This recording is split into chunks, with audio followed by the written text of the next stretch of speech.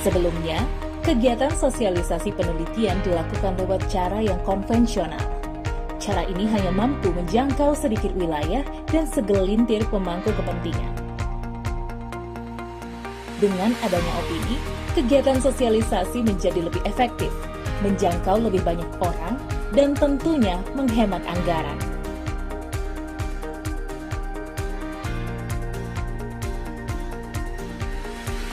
Balitbangkumham percaya bahwa kebijakan yang berkeadilan dan inklusif dihasilkan dari proses yang saintifik, transparan, dan partisipatif.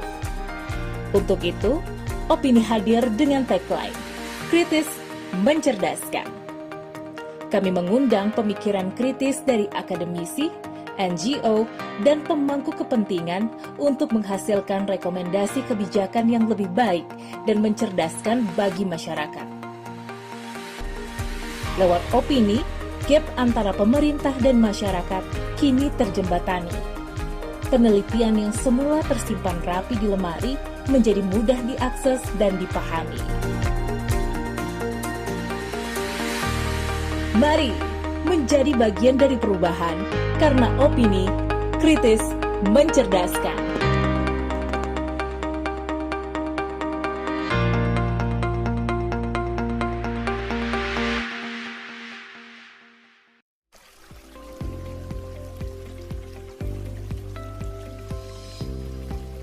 Halo sahabat pengayoman, perkenalkan, namaku Tempalo.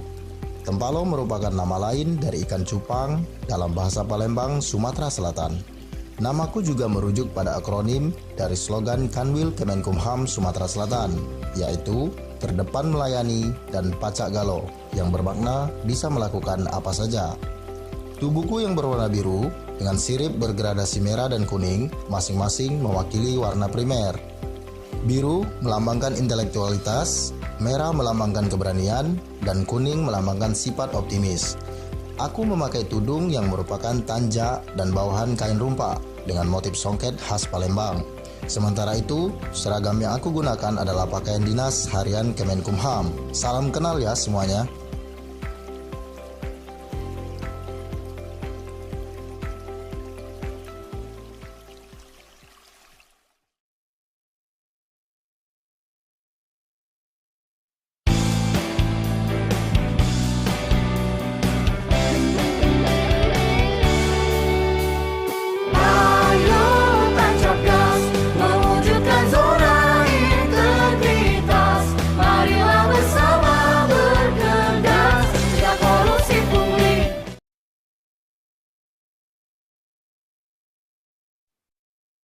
Selamat pagi, mohon izin para peserta sekalian.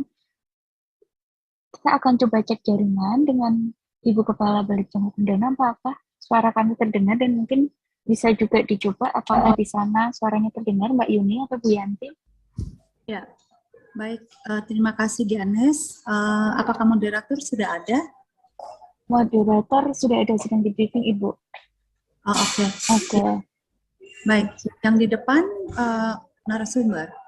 Iya, izin Ibu ada Pak Firman dan Pak Salam, narasumber dari Sumatera Selatan. Ini ada Pak Kakanul juga Ibu. Oh, ya. Baik, saya mau nyapa dulu nih. Selamat pagi, Bapak Kepala Kantor Wilayah Kementerian Hukum dan HAM Sumatera Selatan, Pak Haru. Selamat pagi, Bapak.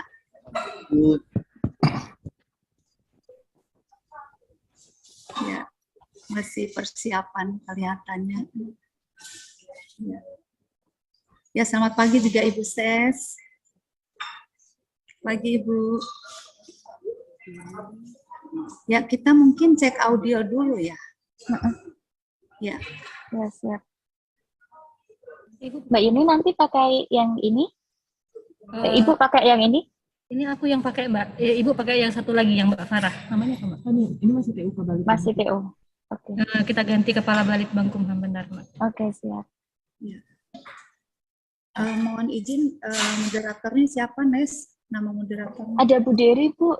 Bu Dewi. Itu Bu Dewi sudah hadir juga. Ya, nanti kita coba. Ya, pagi Bu Dewi. Selamat pagi Bu Dewi. Bu Dewi, izin Bu. Bu Dewi. Oh, Bu Dewi. Selamat pagi Bu Dewi.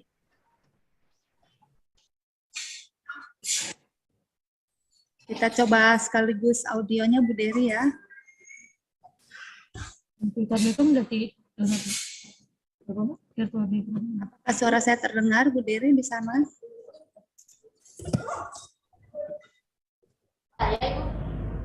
Coba yang video. Suara Bu Dery sepertinya yang belum masuk, Ibu. Ya, belum masuk Bu. Ya. Bentar Ibu ya. Baik. Oke, sudah. Bisa? Ya, sudah Ibu. Ya. Ya, selamat pagi Bu Dery. Sekali Iya, lagi. selamat pagi Bu. Ya, ya baik Bu Dery. Ini kita sekaligus cek audio ya Bu Dery ya, karena mungkin kemarin di saat geladi ya Bu Dery tidak sempat hadir. Baik. Ya, kita akan mulai nanti tepat di pukul 9. Izin Ibu, apakah boleh cek audio dari Harus. PC Ibu Kaban? Jadi belum sempat PC Ibu Kepala Balitbang. Mbak Farah. Oke, Mbak, mungkin kita bisa cek izin Bapak, izin Ibu, kami izin cek suara dari laptop yang akan dipakai oleh Ibu Kepala Badan. Oke. Terserah deh. Sekalian. Tentang. Halo, selamat pagi Bapak dan Ibu sekalian. Bisa mendengar suara saya? Oke, siap bisa Farah.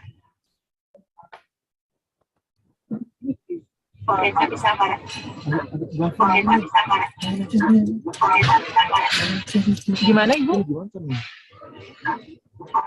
Ya, Bisa, tapi barusan ada feedback. Ada feedback karena device-nya ada 2 tuh. Kayak kelihatannya di situ ya. Mungkin bisa satu agak geser dulu Farah biar nggak feedback. Ini peneliti ya?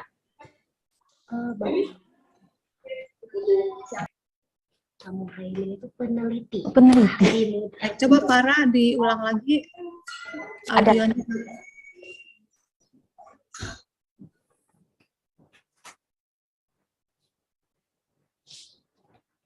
Yang megang.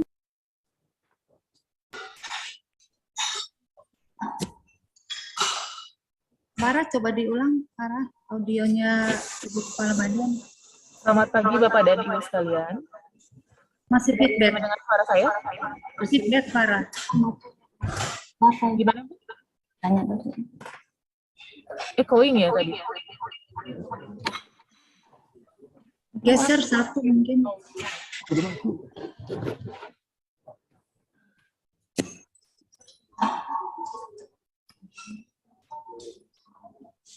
Apakah bisa mendengar suara saya Bu Yanti? Ya, ini sudah terdengar jelas ya. Ganis juga mungkin sudah terdengar jelas suaranya Farah ya. Iya, Ya. Bu, udah dengar jelas. Ibu, izin saya setting untuk narasumber yang di Balitbang dulu ya. Baik, baik.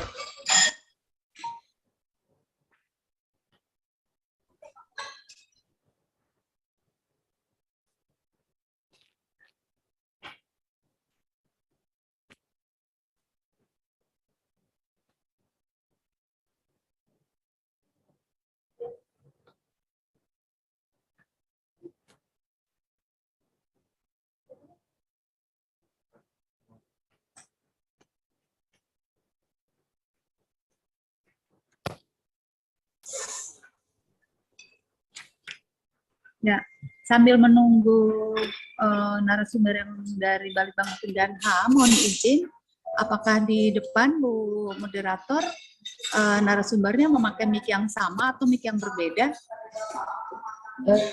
Beda. Ya, boleh dicek, mohon izin. Cek mic sekalian, audionya Pak.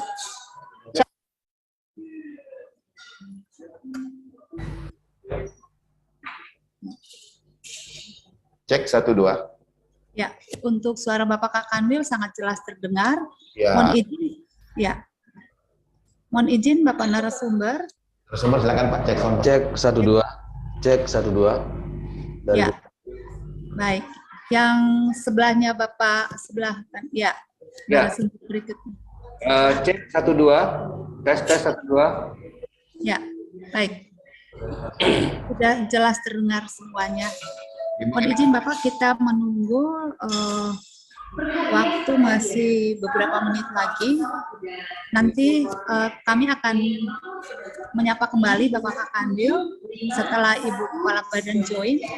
Setelah itu Bapak Kakandil bisa menyapa Ibu Kepala Badan dan jajarannya yang ada di Balitbang Kumdanham, hadir juga Ibu Ses dan pimpinan tinggi Pratama lainnya.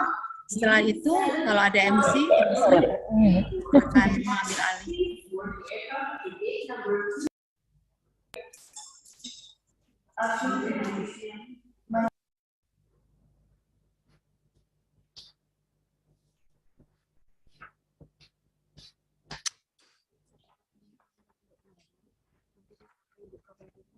Ya, kita sapa dia.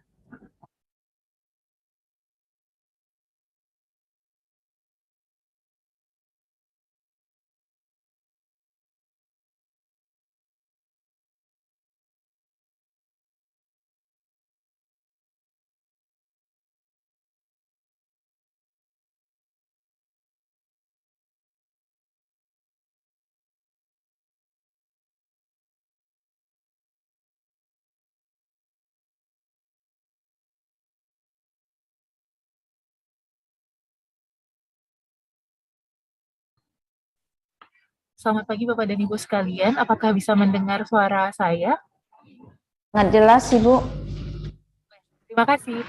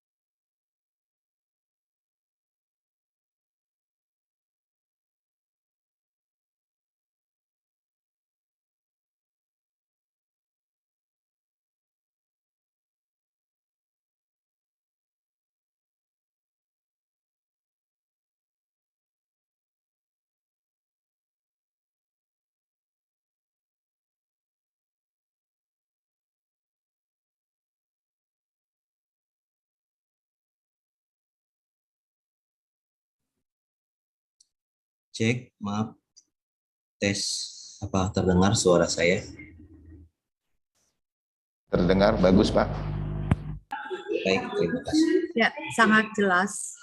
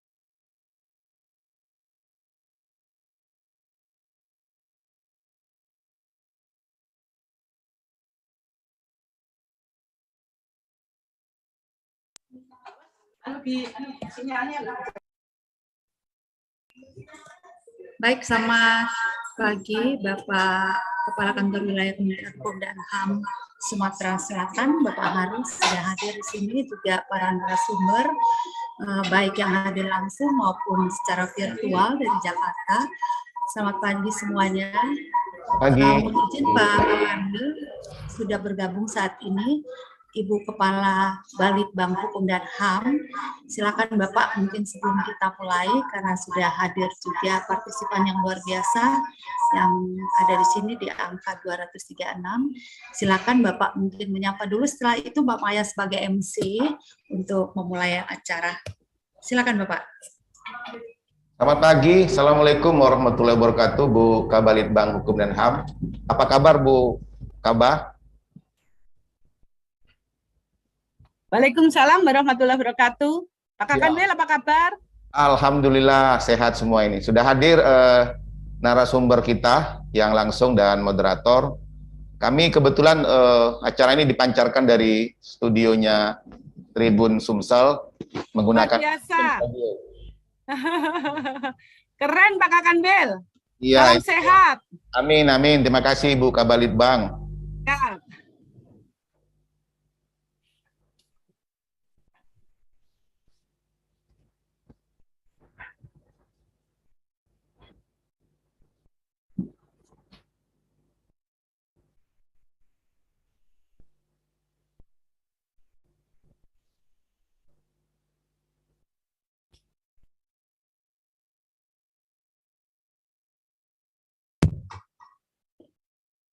Pak Maya, apakah mendengar suara saya?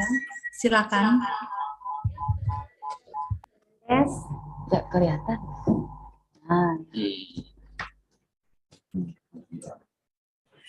Mohon izin, Bapak dan Ibu, bisa kita mulai?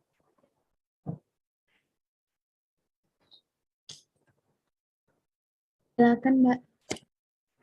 Baik, mohon izin juga sekali lagi untuk lepas masker dan insya Allah kita juga sudah menjaga jarak dan tetap sehat.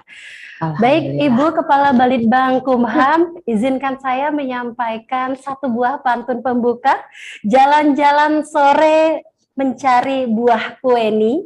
Kueni didapat di daerah Keramasan. Hari ini kita berjumpa di ruang opini untuk tingkatkan pengetahuan dan wawasan. Baik, assalamualaikum warahmatullahi wabarakatuh. Selamat pagi, salam sejahtera untuk kita semua. Salam nama budaya, salam kebajikan, dan salam sehat.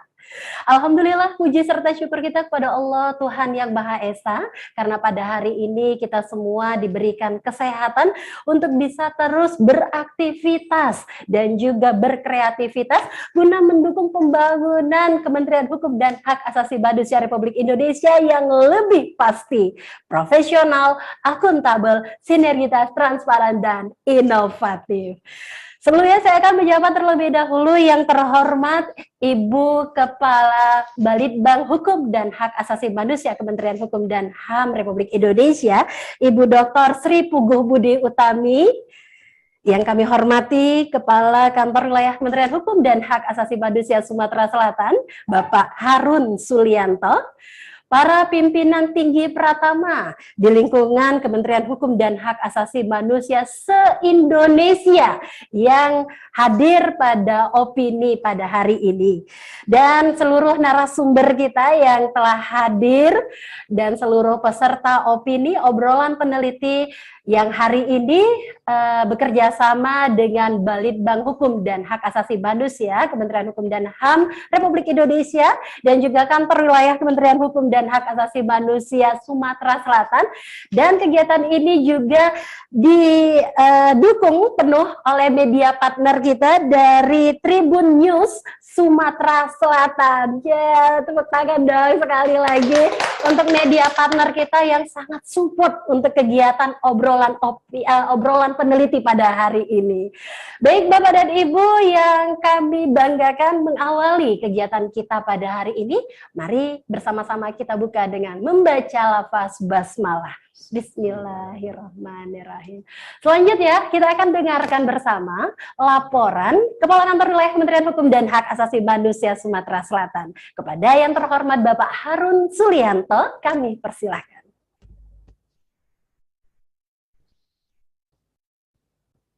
menebar jala menangkap ikan, ikan dibersih menggunakan tangan. Izinkan kami menyampaikan laporan, semoga Bapak dan Ibu semua berkenan. Licin bata kilau pualam, ujung pangkal sama di muka. Izinkan kami menyampaikan salam sebagai awal kata pembuka. Assalamualaikum warahmatullahi wabarakatuh. Salam sejahtera untuk kita semua. Om Swastiastu, nama budaya, salam kebajikan. Matahari terbit, tanda tak mendung, burung kasuari menari-nari. Kami ucapkan selamat bergabung, terima kasih sudah ikut opini. Penyanyi kita namanya Afgan, judul lagunya Cinta di Dua Hati. Izinkan kami hanya menyampaikan laporan, tapi tidak membawakan materi. Karena ini beda SBU-nya, Bu Kabalitbang. Yang kami hormati dan banggakan, Ibu Kabalitbang Hukum dan HAM Kemenkumham RI, Ibu Dr. Sri Puguh Budi Utami, para narasumber kita, Bapak Ibu para Pimti Pratama Kemenkumham di seluruh Indonesia, sudah kami japri kemarin para Kakanwil, para Kepala Divisi, para KUPT, para pejabat administrator, pejabat fungsional, dan seluruh peserta opini yang berbahagia. Alhamdulillah bersyukur kita kepada Allah Subhanahu wa Ta'ala, Tuhan yang Maha Esa, karena dipertemukan sehat pada pagi ini dalam acara sosialisasi hasil penelitian hukum dan HAM melalui diskusi daring obrolan peneliti dengan tema kehilangan kewarganegaraan berdasarkan Undang-Undang Nomor 12 Tahun 2006 tentang Kewarganegaraan Republik Indonesia yang diselenggarakan oleh Balitbang Hukum dan HAM dan dikerjasamakan dengan kantor wilayah Kemenkumham Sumatera Selatan. Ibu Kabalitbang, Bapak Ibu sekalian yang kami hormati, izinkan kami menyampaikan laporan sosialisasi opini ini sebagai berikut. Dasar pelaksanaan adalah Undang-Undang Dasar Negara RI tahun 1945, Undang-Undang 39 tahun 99 tentang HAM, Undang-Undang Nomor 11 tahun 2019 tentang Sistem Nasional Ilmu Pengetahuan dan Teknologi, kemudian Peraturan Menteri Hukum dan HAM RI Nomor 43 tahun 2016 tentang pedoman penelitian dan pengembangan di bidang hukum dan HAM di lingkungan Kemenkumham. Kemudian ada Permenkumham 44 tahun 2016 tentang pemanfaatan hasil litbang di bidang hukum dan HAM. Juga ada Permenkumham 30 tahun 2018 tentang Orta Kantor Wilayah Kemenkumham, Permenkumham 41 tahun 2021 tentang Orta Kementerian Hukum dan Hak Asasi Manusia. Maksud dan tujuan acara ini adalah mensosialisasikan hasil penelitian dan pengembangan hukum dan HAM melalui diskusi daring obrolan peneliti. Tujuannya adalah untuk meningkatkan pengetahuan, pemahaman, dan upaya meningkatkan kesadaran hukum masyarakat tentang kehilangan kewarganegaraan berdasarkan Undang-Undang Nomor 12 Tahun 2006 tentang Kewarganegaraan Republik Indonesia. Waktu dan tempat pelaksanaannya adalah hari ini, satu hari, tanggal 3, hari Kamis, tanggal 31 Maret 2022, di Gedung Geraha Tribun, Jalan Alam Syah Ratu Prawira Negara nomor 120, Kelurahan Bukit Lama, Palembang. Peserta kami lektor kepala pada Sekolah Tinggi Ilmu Hukum Sumpah Pemuda Palembang ya. Ya. Terima kasih Pak Dr. Firman. Kemudian ada Bapak Sahlan Samsu, Kepala Bidang Pelayanan Pendaftaran Penduduk pada Dinas Dukcapil Kota Palembang. Terima kasih Pak Sahlan sudah hadir di acara ini. Kemudian ada secara daring, ada narasumber yang ketiga adalah Bapak Muhaimin, peneliti ahli muda pada Balitbang Hukum dan HAM yang terhubung secara daring. Terima kasih Pak Muhaimin. Nah, moderator kita hari ini adalah Ibu Dr. Dery Angling Kesuma, Lektor Sekolah Tinggi Ilmu Hukum Sumpah Pemuda Palembang. Ibu Kabalitbang dan Bapak Ibu hadirin sekalian, kami mengucapkan terima kasih atas segala dukungan, bantuan, dan support dari semua pihak sehingga acara ini berlangsung dengan mudah-mudahan dengan lancar. Atas kekurangan dan kehilapan yang mungkin terjadi selama acara ini kami mohon dimaafkan. Dan dengan hormat kami mohon Ibu Kabalitbang Hukum dan HAM Kemenkumham RI pada waktunya nanti untuk memberikan sambutan sekaligus membuka acara ini secara resmi. Karena tadi saya buka dengan pantun, ini juga kita tutup dengan pantun. Manggar kelapa ranting ini hendak dikerat tak terpatahkan. Jika ada yang kurang di acara ini, beribu maaf kami mohonkan. Menjahit benang di dalam peti, Ibu Tuti menjahit kebaya. Saya pamit untuk undur diri. Terima kasih atas perhatiannya. Pak Taufik menjahit kopiah, kopiah dijahit sangatlah utuh. Wabillahi taufik wal hidayah. Wassalamualaikum warahmatullahi wabarakatuh. Waalaikumsalam warahmatullahi wabarakatuh. Waalaikumsalam warahmatullahi wabarakatuh. Luar biasa sekali semangat dari Kepala Kantor Wilayah Kementerian Hukum dan Hak Asasi Manusia Sumatera Selatan dalam menyampaikan laporannya, dan kami informasikan juga kepada Ibu Kepala Balitbang Hukum dan HAM bahwa jumlah peserta pendaftaran pada obrolan peneliti untuk wilayah Sumatera Selatan ini sudah berjumlah 1.415 peserta, Ibu, yang sudah mendaftaran di obrolan peneliti pada hari ini. Dan untuk sekarang yang sudah join lebih kurang 400 partisipan, Ibu, dan mungkin nanti akan bertambah. Sudah 500, Ibu, sekarang. Luar biasa sekali antusias para peserta opini kita pada hari ini. Baik, selanjutnya marilah kita akan dengarkan bersama sambutan Kepala Balitbang Hukum dan Hak Asasi Manusia Kementerian Hukum dan Hak Asasi Manusia Republik Indonesia, sekaligus membuka acara kita pada hari ini. Kepada yang terhormat Ibu Dr. Sri Pugu Budi Utami, kami persilakan. Terima kasih Mbak Maya. Bismillahirrahmanirrahim. Assalamualaikum warahmatullahi wabarakatuh. Selamat pagi, salam sejahtera bagi kita semua. Salam sehat walafiat. Karena Pak Kakanwil memulai dengan pantun, mendadak saya juga ingin berpantun. Kalau nggak nyambung, disambung-sambungin saja deh. Licin karena turun hujan, ketuk kaki, tapakkan hati-hati. Izinkan saya memberikan sambutan untuk membuka acara opini. Yang saya hormati Pak Kakanwil, Kementerian Hukum dan HAM Sumatera Selatan, sahabat saya Bapak Dr. Andes Harun Suryanto, DCIP SH, yang juga secara khusus saya hormati Pak Kakanwil, Kementerian Hukum dan HAM Bali. Pak Harun, ini saya di tempat beliau ini membuka acaranya, jauh ya, tidak di Jakarta tapi di Bali. Terima kasih Pak Kakanwil. Kemudian ya. Matur suwun. Bali. Ini Pak Harun ini orang Bali, maka saya sengaja ini bukanya di Bali ini. Pak Harun itu setengah Bali, setengah Babel itu.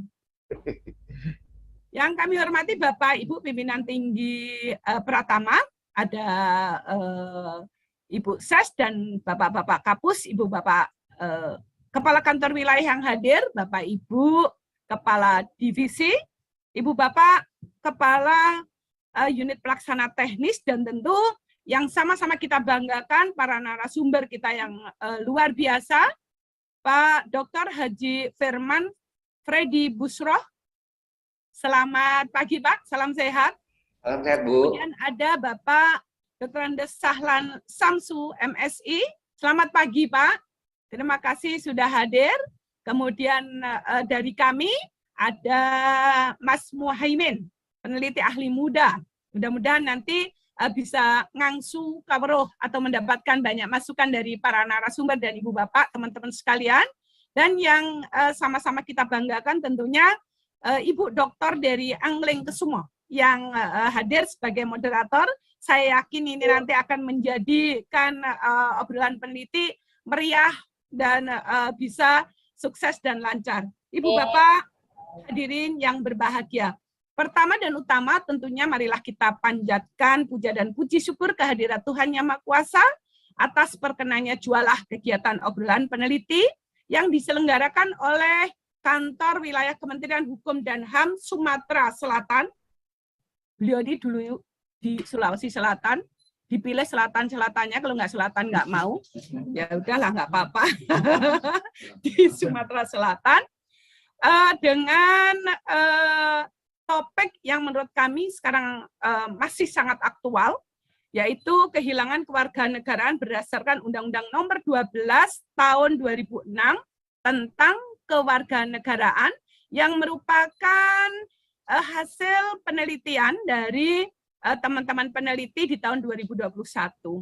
Ibu Bapak, obrolan peneliti adalah wadah untuk mensosialisasikan hasil penelitian yang dilakukan oleh teman-teman kami, tentu dengan topik-topik aktual, dengan tagline-nya kritis mencerdaskan. Jadi harapannya setelah kita mengikuti obrolan peneliti, ini akan mendapatkan informasi terbaru, khususnya terkait dengan topik yang sedang dibahas. Di sisi lain, kami ingin menjaring aspirasi dari Ibu Bapak, para narasumber, teman-teman sekalian yang hadir pada acara opini ini.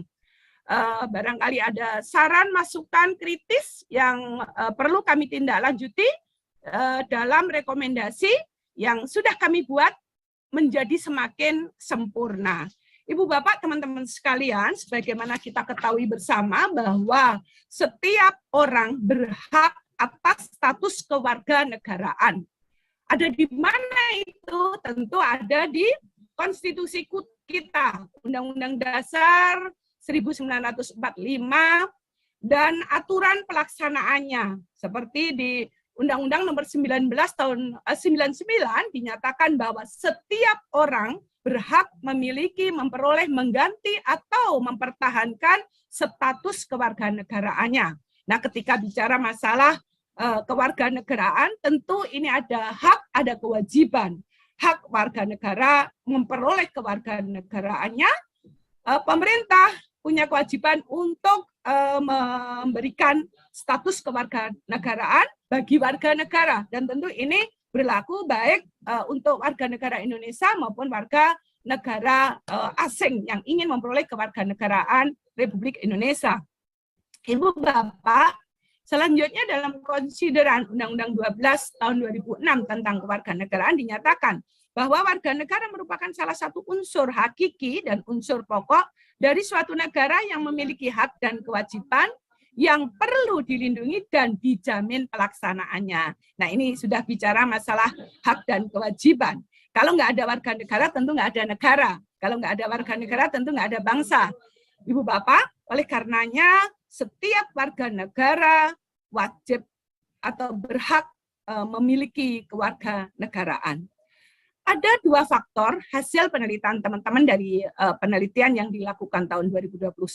Nanti Mas Muhaimin akan memaparkannya dengan lebih lengkap, lebih jelas terkait dengan mengapa sih warga negaraan itu bisa hilang. Paling tidak dilihat dari dua pihak warga negara Indonesia dan pihak negara atau pemerintah. Nah, Ibu Bapak, syarat untuk mendapatkannya kembali seperti apa? Ini ada diatur di dalam undang-undang dan ada 3 kementerian yang diberikan kewenangan untuk memberikan pelayanan kewarganegaraan. Pertama, Kementerian Hukum dan HAM. Nah, ini sudah disediakan aplikasi. Aplikasinya sebenarnya sangat mudah, tapi menjadi tidak mudah kalau datanya tidak lengkap atau tidak komplit. Kalau datanya tidak lengkap, tentu yang bersangkutan tidak akan memperoleh kewarganegaraan. Yang aplikasi yang dimiliki oleh Kementerian Hukum dan HAM, satu adalah sistem aplikasi elektronik dan satu lagi adalah sistem administrasi kewarganegaraan elektronik SAKE, dan satu adalah sistem SIMKIM. Kemudian dimiliki juga oleh Kementerian Luar Negeri dengan portal Peduli Warga Negara Indonesia. Demikian juga untuk Kementerian Dalam Negeri juga memiliki aplikasi, sebenarnya tujuannya sama, untuk memberikan kemudahan bagi warga negara Indonesia khususnya untuk memperoleh kewarganegaraannya ketika kewarganegaraannya hilang disebabkan oleh faktor-faktor yang BNI-nya seperti apa, pihak pemerintahnya seperti apa. Nanti Mas Muhaimin yang akan memaparkan.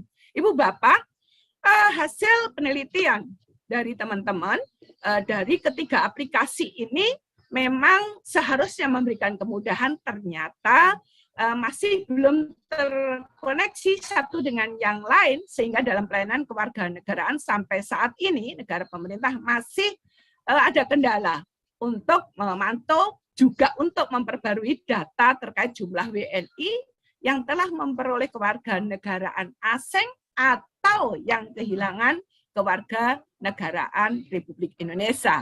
Ibu Bapak, itu pengantar dari saya. Mudah-mudahan nanti dalam obrolan peneliti kami mampu menjaring pendapat-pendapat yang kritis yang bisa kami pergunakan untuk menyempurnakan hasil penelitian kami. Kami haturkan terima kasih kepada Pak Kakanwil, Kementerian Hukum dan HAM Sumatera Selatan khususnya, dan para narasumber, Ibu Bapak partisipan yang mulia. Mudah-mudahan apa yang kita lakukan bisa memberikan kontribusi terbaik untuk kejayaan bangsa dan negara Indonesia yang kita cintai. Tanpa peran Ibu Bapak sekalian, tentu apa yang diharapkan oleh para stakeholder, oleh masyarakat, itu tidak bisa kita wujudkan dengan sesempurnanya. Mudah-mudahan melalui saran masukan kritis strategis dari Ibu Bapak, kita bisa menyempurnakan penelitian kita yang nanti akan kita sampaikan kepada pimpinan untuk mendapatkan tindak lanjut. Terima kasih Pak Kakanwil, para narasumber, teman-teman sekalian, dengan mengucapkan Bismillahirrahmanirrahim, kegiatan obrolan peneliti dengan topik kehilangan kewarganegaraan berdasarkan Undang-Undang Nomor 12 Tahun 2006 tentang Kewarganegaraan Republik Indonesia saya nyatakan dibuka. Terima kasih. Mohon maaf kalau ada hal yang kurang berkenan. Salam sehat, sukses, mudah-mudahan senantiasa dalam lindungan Tuhan Yang Maha Kuasa. Billahi taufiq wal hidayah. Assalamualaikum warahmatullahi wabarakatuh. Selamat pagi, salam sejahtera bagi kita semua. Saya tutup dengan pantun ini. Nanti saya dicengi oleh Pak Harun, tapi sambil mikir-mikir Pak Harun. Bu Kesih naik delman, pohon dadap, retas di jalan. Terima kasih atas perhatian. Mohon maaf apabila ada kesalahan. Terima kasih. Luar biasa. Terima kasih Ibu Dr. Sri Pugu Budi Utami yang telah membuka kegiatan kita pada hari ini, dan semoga nantinya Ibu kalau sekarang masih di Bali dan nanti mungkin di kemudian hari bisa mampir langsung ke Sumatera Selatan ya Ibu ya. Baik, Bapak dan Ibu seluruh peserta obrolan peneliti pada hari ini, kami ingatkan kembali bahwa seluruh peserta untuk tetap mengaktifkan perangkat kameranya karena nanti akan ada hadiah dari panitia pelaksana, jadi 5 orang penanya terbaik. Untuk itu Bapak dan Ibu tetap mengaktifkan perangkat kameranya selama mengikuti jalannya diskusi kita pada hari ini. Baik Bapak dan Ibu yang kami banggakan, diskusi obrolan opini kita pada obrolan peneliti kita pada hari ini akan dipandu oleh seorang moderator yang cantik. Beliau adalah seorang dosen dari Sekolah Tinggi Ilmu Sumpah Pemuda Palembang. Beliau adalah Dr. Dery. Ibu Dery, apa kabar Ibu? Baik. Kami persilakan Ibu Dery untuk memandu diskusi kita pada hari ini. Baik. Sebelumnya, Assalamualaikum warahmatullahi wabarakatuh. Waalaikumsalam. Selamat pagi, salam sehat untuk kita semua. Kita hadir pada hari ini pada opini, yaitu kritis mencerdaskan, di mana pada pagi hari ini kita akan membahas mengenai bagaimana kehilangan kewarganegaraan berdasarkan Undang-Undang Nomor 12 Tahun 2006 tentang kewarganegaraan. Selamat pagi, salam sehat, salam hormat buat Ibu Kaba dan Penelitian dan Pengembangan Hukum dan HAM RI, Ibu Dr. Sri Puguh Budi Utami. Kemudian kami sapa juga buat para pimpinan tinggi pertama Kemenkumham se-Indonesia. Selamat pagi, salam sehat buat semuanya. Dan yang kita hormati bersama juga Bapak Kakanwil Kemenkumham Sumatera Selatan, Bapak Harun Sulianto. Selamat pagi, salam sehat Bapak. Di tengah-tengah kita juga sudah ada 3 narasumber. Selamat pagi buat ketiganya.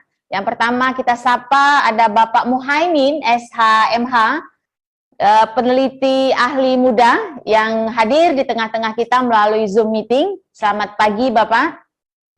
Kemudian narasumber yang kedua, selamat pagi Bapak Dr. Haji Firman Friadi Busro, SHMHum, Bapak. Beliau adalah lektor kepala di Sekolah Tinggi Ilmu Hukum Sumpah Pemuda Palembang.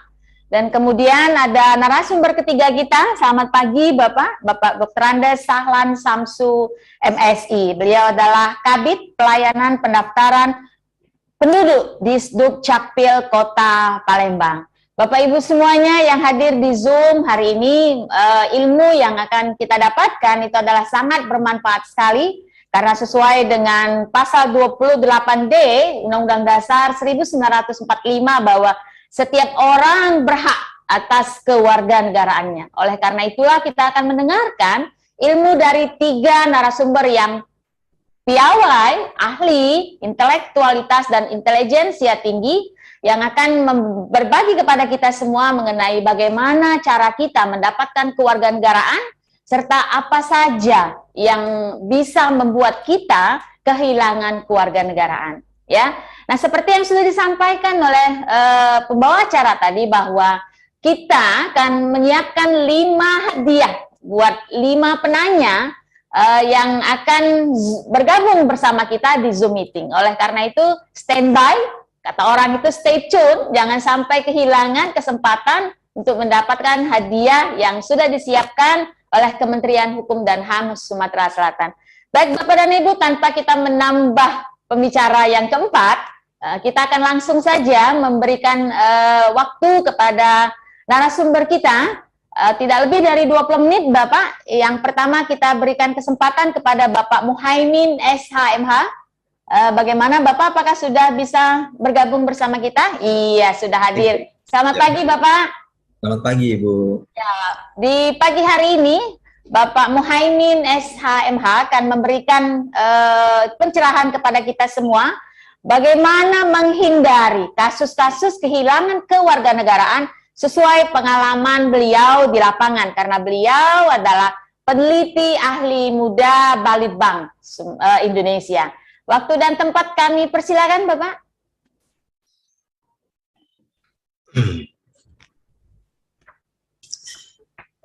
Baik. Jika mandi jangan lupa menggosok gigi, odolnya jangan sampai terjatuh. Bapak dan Ibu, saya ucapkan selamat pagi. Assalamualaikum warahmatullahi wabarakatuh. Waalaikumsalam. Baik, yang kami hormati Kepala Balitbang Hukum dan HAM, Ibu Dr. Sri Puguh Budi Utami yang selalu semangat, selalu membara untuk membangun kami, para peneliti dan para fungsional di Balitbang Hukum HAM. Semoga selalu dalam keadaan sehat, Ibu. Selamat pagi kami ucapkan juga, salam hormat Pak Bapak Kakanwil, Pak Harun Sulianto, kemudian para pimpinan tinggi di Balitbang Hukum HAM, Ibu Ses dan seluruh eselon 2, juga yang kami hormati para narasumber, yaitu Pak Dr.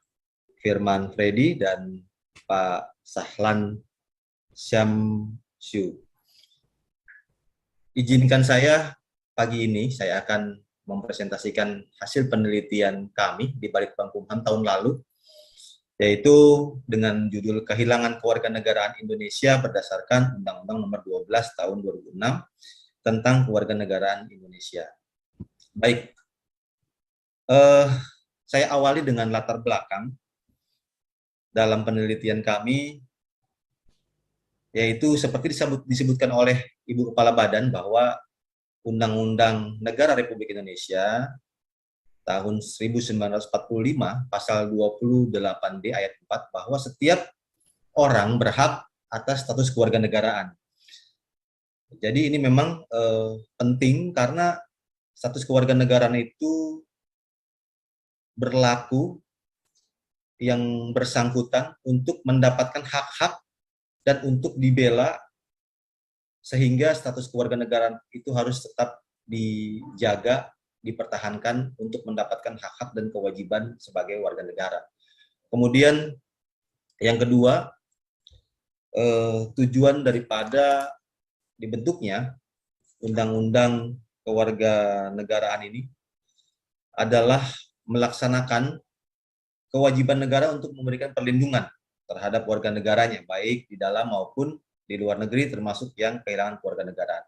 Jelas bahwa negara kita melindungi segenap bangsa dan seluruh tumpah darah dari penduduk dan warga masyarakat Indonesia. Kemudian yang ketiga, bahwa hukum di Indonesia tidak membolehkan warganya berkewarganegaraan ganda. Jadi memang kita menganut kewarganegaraan atau satu kewarganegaraan tunggal yang tidak membolehkan kewarganegaraan ganda. Jika memiliki kewarganegaraan ganda, maka harus dilepaskan kewarganegaraannya atau akan berdampak pada otomatisnya kehilangan kewarganegaraan Indonesia. Nah, kemudian yang keempat, belum terbentuk sistem koordinasi yang terintegrasi antar instansi. Seperti yang dijelaskan oleh Ibu Kabadan tadi, bahwa ada kementerian atau instansi yang menangani tentang kewarganegaraan ini. Artinya kita perlu membuat sistem yang berkoordinasi, kemudian yang terintegrasi, sehingga akan memudahkan kita melihat status kewarganegaraan baik yang ada di Indonesia atau yang ada di luar negeri. Jadi ini berfungsi sebagai sebuah sistem yang harus terkoneksi antara instansi-instansi yang menangani masalah kewarganegaraan ini. Nah, kemudian yang kelima, bahwa dalam penelitian kami melakukan penelitian, ada yang kami langsung ke lokasi, ada pula yang kami lakukan dengan daring, mengundang berbagai sumber, berbagai elemen, termasuk ke KBRI yang ada di luar negeri. Nah, di dalam pertemuan kami melalui Zoom meeting beberapa kali dengan wilayah-wilayah yang kami undang, kami mendapatkan bahwa beberapa kedutaan besar Republik Indonesia menyatakan tidak mempunyai data yang akurat mengenai WNI yang kehilangan kewarganegaraan. Nah, ini memang kita alami, dan dari pihak KBRI menyampaikan itu adalah hal-hal yang berkaitan dengan kendala-kendala. Nanti akan kita bahas lebih dalam. Kemudian yang selanjutnya, dari latar belakang tersebut, maka kami, tim dari penelitian ini merumuskan permasalahan. Yang pertama adalah apa yang menjadi faktor penyebab kehilangan kewarganegaraan. Ini adalah pertanyaan krusial yang akan kita jawab nanti dalam pembahasan. Juga yang kedua, bagaimana upaya untuk memperoleh kembali kewarganegaraan. Jadi penelitian kami telah selesai di tahun yang lalu, sudah kami buat dalam bentuk buku, dan sekarang adalah posisi dalam tahap sosialisasi melalui opini. Juga penelitian-penelitian teman-teman peneliti yang lain dengan judul yang lain yang dibuatkan sosialisasi seperti ini oleh Ibu Kabadan dengan bekerja sama oleh beberapa kanwil. Baik, Metode yang kita lakukan adalah penelitian yuridis empiris dengan sifat penelitian deskriptif dan pendekatan analisis kualitatif. Yang kita juga ada penelitian lapangan ke beberapa lokasi. Selanjutnya ini adalah hasil penelitiannya. Di dalam buku pengantar ilmu hukum ketatanegaraan, Prof. Zimli menyampaikan bahwa salah satu faktor penyebab kehilangan kewarganegaraan adalah keadaan seseorang kehilangan kewarganegaraan dapat terjadi sebagai akibat kelalaian, alasan politik, dan juga karena alasan teknis ataupun karena yang bersangkutan secara sadar dan sengaja ingin melepas status kewarganegaraannya. Ini nanti ada beberapa hal yang akan nyangkut kepada pembahasan kita. Nah, tadi telah disampaikan di awal oleh Ibu Kepala Badan, ada dua faktor dari WNI dan dari kita peraturan perundang-undangan dari pihak pemerintah. Ya. Nah, ini akan saya coba membreakdown. Yang pertama yaitu peraturan perundang-undangan yang berlaku di Indonesia. Ya, jadi memang peraturan kita saat ini tidak mengakui dui kewarganegaraan yang menyebabkan nanti seperti saya sebutkan di awal tadi otomatis lepas kewarganegaraannya atau dia mau melepaskan kewarganegaraan lainnya jika mempunyai dua kewarganegaraan. Kemudian juga undang-undang perkawinan juga tidak memperbolehkan hal tersebut. Nah, kemudian yang kedua, faktor kesengajaan. Ya, kalau tadi disampaikan oleh Prof. Zimli, jadi ada secara sadar dan sengaja ingin melepaskan status kewarganegaraan. Nah, ini termasuk juga kerisauan orang tua dari anak hasil perkawinan campuran yang beranjak remaja, harus memilih kewarganegaraan sebelum usia 21 tahun. Biasanya ini terjadi ketika anak tersebut mendapat fasilitas kesehatan, pendidikan, kemudian asuransi dan sebagainya dari orang tuanya yang mempunyai pasangan WNA.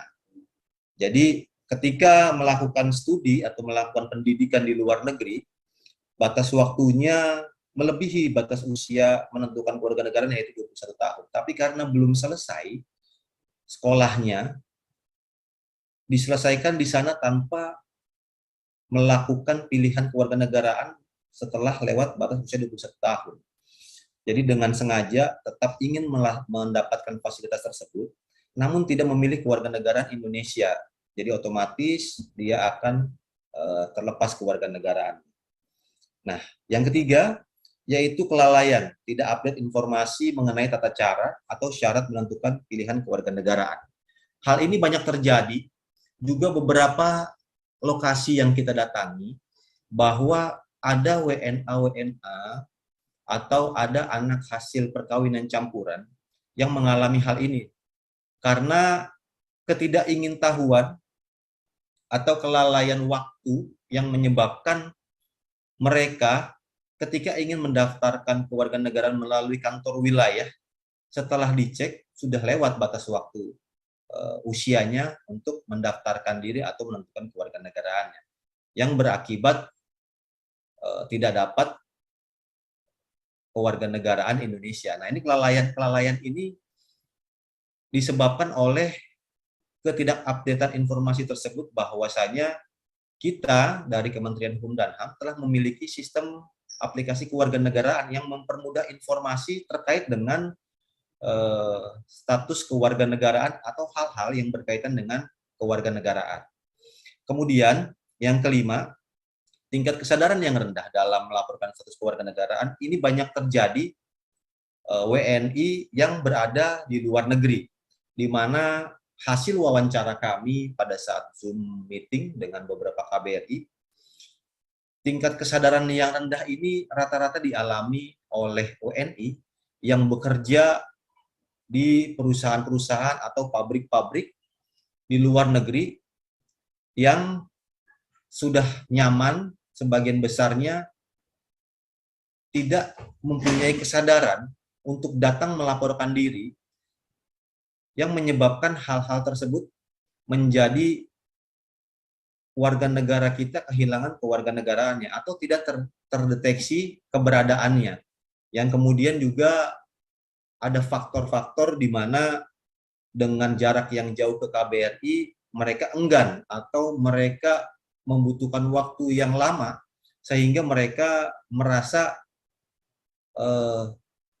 jika mereka berangkat mereka akan kehilangan waktu bekerjanya. Kemudian yang selanjutnya, nah ini adalah proses pengumpulan data melalui wawancara waktu kami datang ke Bali. Kebetulan ada Pak Kakanwil Bali menerima kami dengan baik, dibantu oleh Pak Kadif Yankum. Kami menemui akademisi dari Universitas Udayana, Pak Dekan, kemudian juga ada 2 dosen kekhususan tata negara dan kewarganegaraan. Juga kami mewawancarai dari Aliansi Pelangi Antarbangsa yang melakukan perkawinan campuran. Kemudian kita ke kantor perwakilan Bali dari organisasi perkawinan campuran. Nah, hal-hal yang mereka sampaikan bahwasanya sebenarnya jika keinginan yang mereka mau adalah supaya bisa dapat duit kewarganegaraan. Selalu berjuang untuk mengikuti sosialisasi dan lain sebagainya tentang peraturan-peraturan yang memungkinkan untuk hal tersebut. Namun tetap bahwasanya duit kewarganegaraan di Indonesia tidak akan didapatkan. Tetapi dengan adanya aplikasi-aplikasi yang dikeluarkan seperti aplikasi yang kita punya, itu akan mempermudah mereka mengupdate informasi, juga mempermudah untuk mendaftarkan status kewarganegaraannya. Selanjutnya, ini adalah tata cara kehilangan kewarganegaraan yang diakibatkan dalam keadaan tertentu. Ini sudah ada dalam pasal 32 sampai dengan 34 Peraturan Pemerintah Nomor 2 Tahun 2007. Nanti kita akan bahas, kita akan diskusikan. Kemudian selanjutnya tata cara permohonan kehilangan kewarganegaraan. Ini ada dalam pasal 35 sampai 39 PP Nomor 2 Tahun 2007 yang sebenarnya jika dari siapapun warga negara Indonesia atau WNA yang ada di Indonesia ingin memperoleh informasi-informasi yang terupdate, kita dari Kementerian Hukum dan HAM di Administrasi Hukum Umum yang mempunyai aplikasi SAKE itu selalu terupdate. Informasi terakhir karena kita bekerja sama dalam penelitian ini oleh Pak Dr. Baroto, Pak Direktur, informasi terakhir update terus tentang kewarganegaraan, pelayanan tentang kewarganegaraan itu memang benar-benar dilaksanakan dengan penuh tanggung jawab oleh tim, oleh pengelola. Artinya tidak perlu lagi WNA atau WNI yang melakukan perkawinan campuran susah payah mendapatkan informasi-informasi yang mereka butuhkan. Ini sudah disediakan. Bahkan mungkin kalau ada WNA yang mencoba datang ke kantor perwakilan, kantor wilayah, itu pasti akan dipandu dengan baik dan akan diberikan informasi-informasi yang dapat memudahkan untuk dimengerti oleh WNA yang mungkin kurang mengerti akan peraturan perundang-undangan yang ada di Indonesia. Baik, selanjutnya, nah ini adalah permasalahan yang kedua, yaitu upaya untuk memperoleh kembali kewarganegaraan dengan mengajukan permohonan kepada Presiden melalui Menteri, yaitu dalam pasal 43 sampai 54 Peraturan Pemerintah Nomor 2 Tahun 2007 tentang tata cara memperoleh, kehilangan, pembatalan, dan memperoleh kembali kewarganegaraan Republik Indonesia. Nah, ini ada hal yang unik ya dari pelaksanaan kewarganegaraan ini. Jadi waktu saya di Bali itu ada beberapa teman-teman dari Perca berkonsultasi bahwasanya sebenarnya untuk posisi kuasa hukum atau pengacara-pengacara yang mengurus kewarganegaraan itu sampai mana fungsinya. Kami jelaskan bahwasanya sebenarnya tidak perlu pakai pengacara pun datang ke kantor perwakilan, kami akan membimbing, kami akan membina, kami akan memberikan masukan-masukan atau hal-hal terkait yang mempermudah mereka tanpa keluar biaya. Gitu. Jadi yang dialami oleh teman-teman Perca atau aliansi pelangi antarbangsa, mereka kecenderungannya adalah minta backup oleh pengacara-pengacara atau kuasa hukum untuk mendapatkan kewarganegaraan ganda. Padahal itu tidak akan berdampak apa-apa. Jadi perlu diketahui bahwa kalau untuk mengharapkan duit kewarganegaraan oleh WNA itu tidak akan terjadi. Dan kalau ingin informasi yang jelas, akurat, lugas, silahkan kalau memang tidak bisa membuka aplikasi, silahkan datang ke kantor wilayah perwakilan Kementerian Hukum dan HAM yang ada di provinsi-provinsi. Baik, selanjutnya ini adalah tata cara memperoleh kembali kewarganegaraan. Memang kurang jelas gambarnya, bisa nanti kita diskusikan atau sudah ada sumbernya, bisa langsung boleh dilihat juga. Kita akan langsung kepada kesimpulan ya. Kesimpulan yang kami dapatkan dari hasil penelitian kami bahwa faktor penyebab kehilangan kewarganegaraan berasal dari pihak pemerintah dan pihak warga negara Indonesia. Jadi dari pihak pemerintah ya, belum terintegrasi sistem pendataan WNI, WNA, dan kehilangan kewarganegaraan. Sedangkan dari pihak WNI itu sendiri adalah kelalaian, tidak peduli, dan kurang pemahaman tentang ketentuan kewarganegaraan. Jadi kebanyakan kurang pahaman ini timbul akibat dari keinginan yang kurang untuk mempelajari tentang dinamisnya peraturan perundang-undangan yang berlaku di Indonesia, terutama peraturan perundang-undangan tentang kewarganegaraan. Ada peraturan pemerintahnya, ada instansi-instansi terkaitnya. Nah, itu yang menyebabkan kurang paham daripada WNA yang ingin mengajukan kewarganegaraan.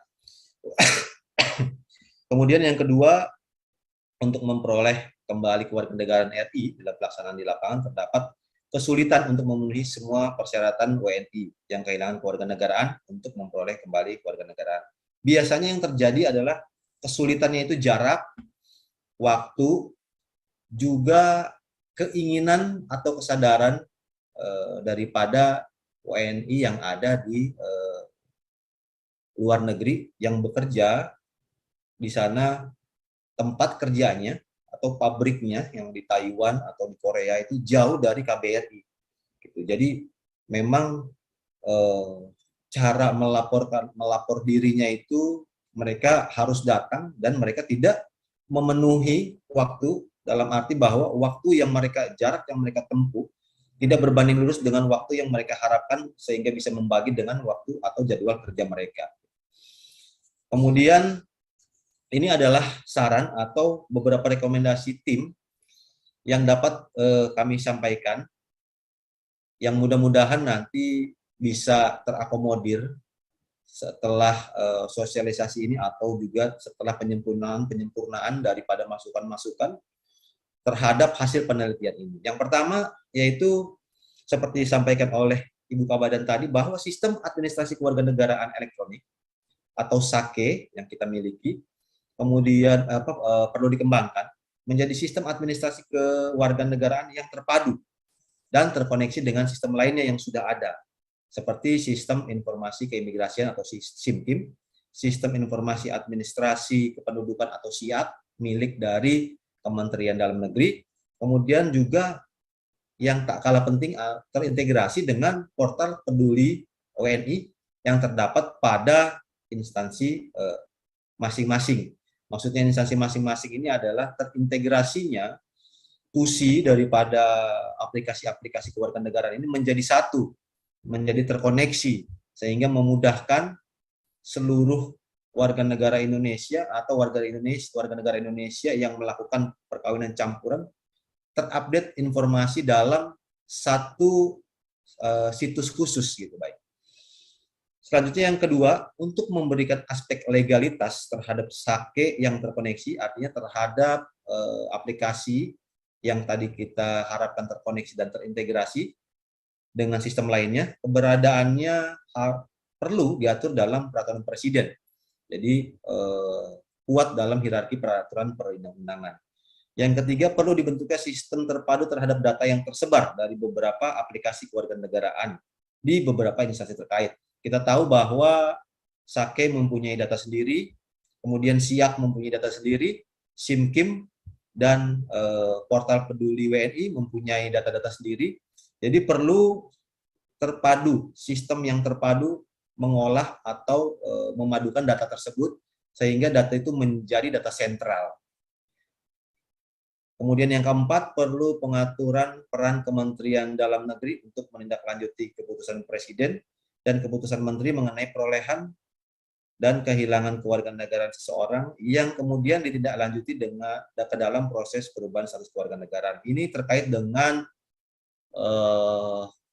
tusi dari masing-masing yang kemudian bisa kita saling berkoordinasi sehingga seperti yang terjadi sekarang adalah semua pelayanan yang berkaitan dengan kewarganegaraan atau yang berkaitan dengan kepentingan warga negara berjalan dengan cepat, berjalan dengan mudah, berjalan dengan efisien, gitu ya. Itu yang kita harapkan. Yang kelima, perlu dilakukan perubahan peraturan pemerintah nomor 2 tahun 2007 tentang tata cara memperoleh kehilangan, pembatalan, dan memperoleh kembali kewarganegaraan Republik Indonesia. Nah, ini adalah informasi yang baru. Beberapa kali opini yang lalu ada informasi tentang hal ini. Jadi ada informasi dari Pak Baroto dan dari teman-teman di AHU bahwa nanti ada salah satu bab khusus pengintegrasian data dalam peraturan pemerintah nomor 2 tahun 2007 yang nanti akan dalam proses perubahan yang nanti kita harapkan ini akan lebih memudahkan atau lebih mentolerir, mengakomodir hal-hal yang mungkin belum diakomodir sebelumnya. Dan yang keenam adalah ditingkatkannya sosialisasi baik secara langsung maupun melalui media berbagai platform untuk memberikan dan meningkatkan pemahaman hukum bagi warga negara tentang kewarganegaraan. Nah, kenapa harus ada sosialisasi dan kenapa media berbagai platform? Karena biar bagaimanapun juga kita tetap harus mengikuti zaman, ya. Artinya seperti Zoom ini kan kita intens melakukan ketika COVID mulai melanda. Tetapi ternyata memang media elektronik ini sangat berpengaruh besar. Gitu ya. Hampir rata-rata semua instansi, semua bidang atau semua kantor wilayah mempunyai akun Instagram, Twitter, YouTube, Facebook, dan lain sebagainya. Artinya apa? Bahwa jika kita menyampaikan hal-hal yang bermanfaat, kita menyampaikan sesuatu yang dibutuhkan oleh masyarakat, tidak seperti dulu yang harus membaca koran atau membaca situs berita atau membaca yang lain-lain. Situs berita pun bisa terhubung dengan IG atau Facebook dari sumber berita yang menyampaikan. Nah, hal ini sangat penting. Kenapa? Karena media sosial banyak dipakai oleh anak-anak muda, anak juga oleh orang-orang tua, akademisi, oleh para pakar, oleh orang-orang yang membutuhkan informasi cepat. Hanya dengan lihat akun yang menyediakan tentang apa, kita lari ke akun tersebut, akan ada informasi-informasi itu. Nah, ini adalah posisi bagus untuk kita sosialisasi, menyebarkan berita-berita yang dibutuhkan, menyebarkan informasi-informasi tentang aturan-aturan hukum yang sekiranya dapat dengan mudah diterima dan mudah dicerna, serta mudah juga untuk diaplikasikan. Seperti sistem aplikasi Sake dan lain-lain ini kan, jika kita sosialisasi hanya dalam satu ruangan khusus atau hanya dalam event khusus, tidak disebarluaskan melalui internet, itu pasti juga akan lebih kecil dampaknya. Misalnya seperti opini, ini kan hasil sosialisasi hasil penelitian. Dulu sebelum opini ini berjalan dengan pesat, opini ini belum didorong untuk keluar oleh Ibu Kabadan, sosialisasi hasil penelitian itu hanya dilakukan oleh peneliti yang diminta oleh kantor wilayah dengan mengundang stakeholder di dalam satu ruangan khusus. Artinya, di dalam ruangan khusus pun tidak akan lebih daripada 100 orang. Tapi ketika kita menggunakan informasi, kita menggunakan teknologi, kita sosialisasi melalui Zoom bisa dijangkau oleh seluruh Indonesia, minimal kita bisa mengundang peserta dengan kapasitas Zoom 1.000 orang. Jadi mudah-mudahan ini akan lebih efektif dalam melakukan sosialisasi. Gitu. Baik, saya rasa itu yang dapat saya sampaikan dari hasil penelitian yang kami lakukan dari Balitbang Hukum dan HAM. Nanti kita juga akan menerima materi dari narasumber yang lainnya yang saya rasa luar biasa akan memberikan kita pencerahan. Kurang dan lebih saya mohon maaf. Terima kasih. Assalamualaikum warahmatullahi wabarakatuh. Waalaikumsalam warahmatullahi wabarakatuh. Terima kasih banyak kepada narasumber kita yang pertama yang sudah memberikan pencerahan kepada kita semua dengan sangat baik, ilmunya sangat bermanfaat sekali, Bapak Muhaimin SH.MH. Terima kasih Bapak. Beliau sudah memberikan ilmu kepada kita semua mengenai pengalaman-pengalaman beliau ketika membuat sebuah buku, yang mana buku itu sekarang sedang dalam tahapan sosialisasi. Beliau sudah menjelaskan kepada kita semua bagaimana menghindari kasus-kasus kehilangan kewarganegaraan sesuai dengan pengalaman-pengalaman beliau. Dari apa yang sudah disampaikan, kita sudah bisa paham bahwa kita sebagai warga negara Indonesia itu memiliki hak untuk mendapatkan kewarganegaraan kita. Dan juga sudah diatur di dalam Undang-Undang Nomor 12 Tahun 2006 dan juga turunannya, yaitu ada peraturan pemerintah yang mengatur mengenai bagaimana kehilangan kewarganegaraan, bagaimana memperoleh kewarganegaraan serta memperoleh kembali. Nah, sekarang tinggal tugas kita masing-masing untuk terkhusus di sini adalah Kementerian Hukum dan HAM dan juga KBRI yang juga memantau mengenai warga negara kita yang tinggal di luar negeri sehingga kita tidak kehilangan warga negara kita. Terima kasih kepada Bapak yang sudah menjelaskan semuanya. Kemudian kita masuk kepada narasumber yang kedua, yaitu Bapak Dr. Haji Firman Priadi Busro, SH.MHum CTL. Beliau adalah lektor kepala di Sekolah Tinggi Ilmu Hukum Sumpah Pemuda. Dalam hal ini beliau akan memaparkan kepada kita mengenai politik kewarganegaraan Indonesia. Kepada Bapak mungkin akan kita beri waktu 20 menit, tidak lebih. Tetapi sebelumnya kami ingatkan kembali kepada pemirsa, kepada Bapak dan Ibu yang sudah hadir di Zoom meeting bahwa Kementerian Hukum dan HAM Sumatera Selatan sudah menyiapkan 5 hadiah bagi 5 penanya terbaik. Oleh karena itu stay tune, jangan sampai kehilangan kesempatan untuk mendapatkan hadiah terbaik dari Kementerian Hukum dan HAM Sumatera Selatan. Baik, kepada Bapak Dr. Haji Firman Priadi Busro, 20 menit kami persilakan kepada Bapak untuk memaparkan materi tentang politik kewarganegaraan Indonesia. Kami persilakan Bapak. Baik, terima kasih Saudari Moderator. Selamat pagi, Assalamualaikum warahmatullahi wabarakatuh. Waalaikumsalam warahmatullahi wabarakatuh. Selamat pagi kepada seluruh peserta dan juga saya sampaikan hormat saya kepada Bapak Kakanwil, Kemenkumham Provinsi Sumatera Selatan, dan juga Balitbang Hukum ya yang telah menyelenggarakan acara ini, opini, dan juga tadi telah disampaikan dari Bapak Muhaimin SH.MH selaku peneliti ahli muda, dan penelitian ini sangat baik dan sangat berharga untuk penemuan hukum di masa yang akan datang. Bapak Ibu sekalian, pada pagi hari ini saya akan memberikan persoalan tentang politik hukum kewarganegaraan. Nah, kalau kita berbicara tentang politik hukum kewarganegaraan, bahwa saat ini persoalan masalah kewarganegaraan itu sangat kompleks, bahkan sangat up to date, di mana kita seringkali melihat beberapa kasus ya yang muncul di permukaan terkait dengan status kewarganegaraan. Apalagi saat ini sudah cukup banyak warga negara Indonesia yang menikah ya atau perkawinan campuran dengan warga negara asing. Bahkan beberapa kasus yang cukup mencuat yaitu masalah adanya memiliki 2 paspor ya, yaitu Bapak Menteri Arkandia Taher dan juga Bupati Sabu Rejua juga, dan juga ada masalah dui kewarganegaraan yaitu paskibraka kita Gloria. Artinya ada suatu hal yang prinsipil ya yang perlu kita saat ini kita rumuskan mengenai status kewarganegaraan. Perlindungan terhadap kewarganegaraan harus sangat-sangat maksimal kita lakukan. Dan itulah peran negara dalam melindungi warga negara Indonesia itu sangat berperan penting. Nah, tadi telah disampaikan beberapa penelitian dan juga beberapa hasil daripada peninjauan ke lokasi.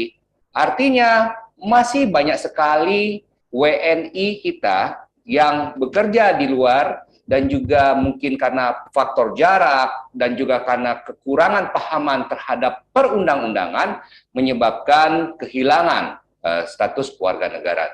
Dan tentunya ini yang sangat kita tidak inginkan. Bapak Ibu sekalian, bahwa terkait dengan politik hukum kewarganegaraan, jadi di sini saya ingin menyegarkan kembali bahwa berbicara tentang politik hukum, maka kita akan berbicara tentang satu kebijakan. Nah, seperti dikatakan Prof. Mahfud bahwa dalam penentuan legal policy, bahwa kita akan mulai menyusun satu kebijakan yang pada saat ini berlaku dan juga apa yang akan ke depan diberlakukan. Jadi kita sudah mulai dari apa yang kita lakukan penelitian dan juga pengamatan observasi terhadap suatu peristiwa hukum yang terjadi di masyarakat agar kiranya kita dapat membentuk suatu peraturan perundang-undangan yang baik ke depannya. Mengapa? Karena kita hidup di negara dengan sistem hukum yang menjunjung tinggi ya legal substance ataupun substansi hukum. Artinya bahwa setiap kita di sini terikat oleh undang-undang sebagaimana diatur di dalam konstitusi kita pasal 1 ayat 3 Undang-Undang Dasar 1945.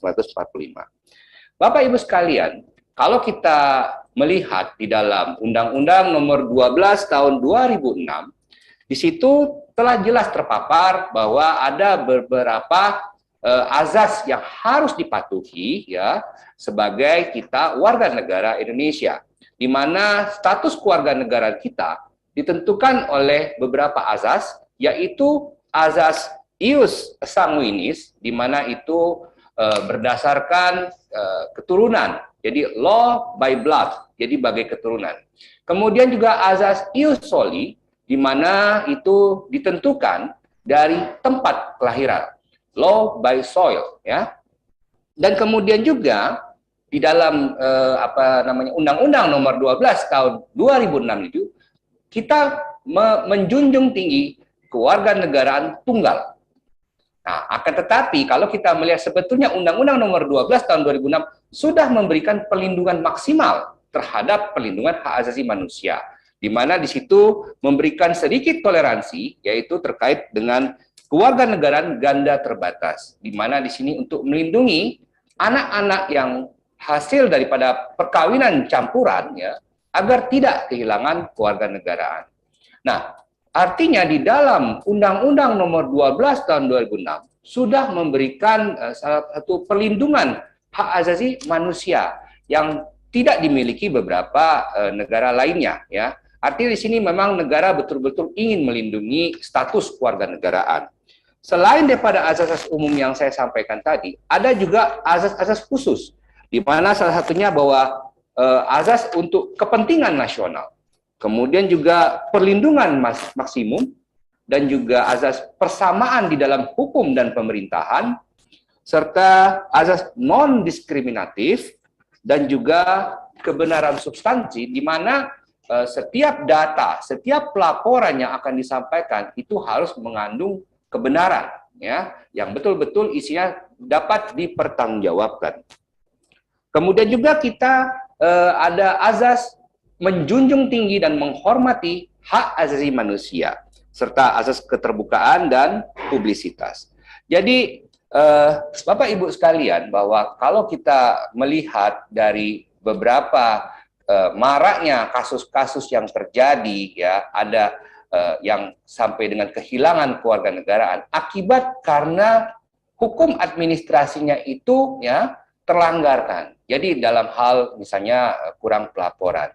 Ini yang kemudian harus menjadikan satu pemikiran bahwa negara harus tidak mudah untuk melepaskan status kewarganegaraan. Mengapa? Kalau misalnya negara terlalu mudah, maka kita akan kehilangan sumber daya manusia yang berkualitas. Karena saat ini ya negara-negara lain ini banyak yang mengincar ya warga negara Indonesia yang berkualitas untuk diambil ya menjadi warga negara mereka. Itulah mengapa seperti di Amerika mereka berani memberikan status dui kewarganegaraan, memberikan paspor ya yang mereka nilai ini bisa menjadi orang yang berpotensi bagi negaranya. Akan tetapi mengapa kita tetap menjunjung tinggi asas kewarganegaraan tunggal itu karena kita melindungi kepentingan nasional kita. Karena ada satu politik interest di situ bahwa jangan sampai nanti ya negara Indonesia kepentingan nasional terlanggarkan. Bapak Ibu sekalian bahwa kita harus bisa melindungi status kewarganegaraan dan juga dengan kemajuan era teknologi saat ini, saya pikir sebetulnya bisa memudahkan dalam hal administrasi ya status kewarganegaraan. Tadi telah dipaparkan bahwa ada 3 sistem ya yang dimiliki saat ini yang terkait dengan kewarganegaraan yang dimiliki oleh Kementerian Dalam Negeri ya yang kemudian nanti akan di-downgrade dalam pendudukan catatan sipil dan juga ada dari Kemenkumham ya dan juga dari Kementerian Luar Negeri. Artinya dari sistem ini ya negara tuh sudah berusaha untuk melindungi status kewarganegaraan.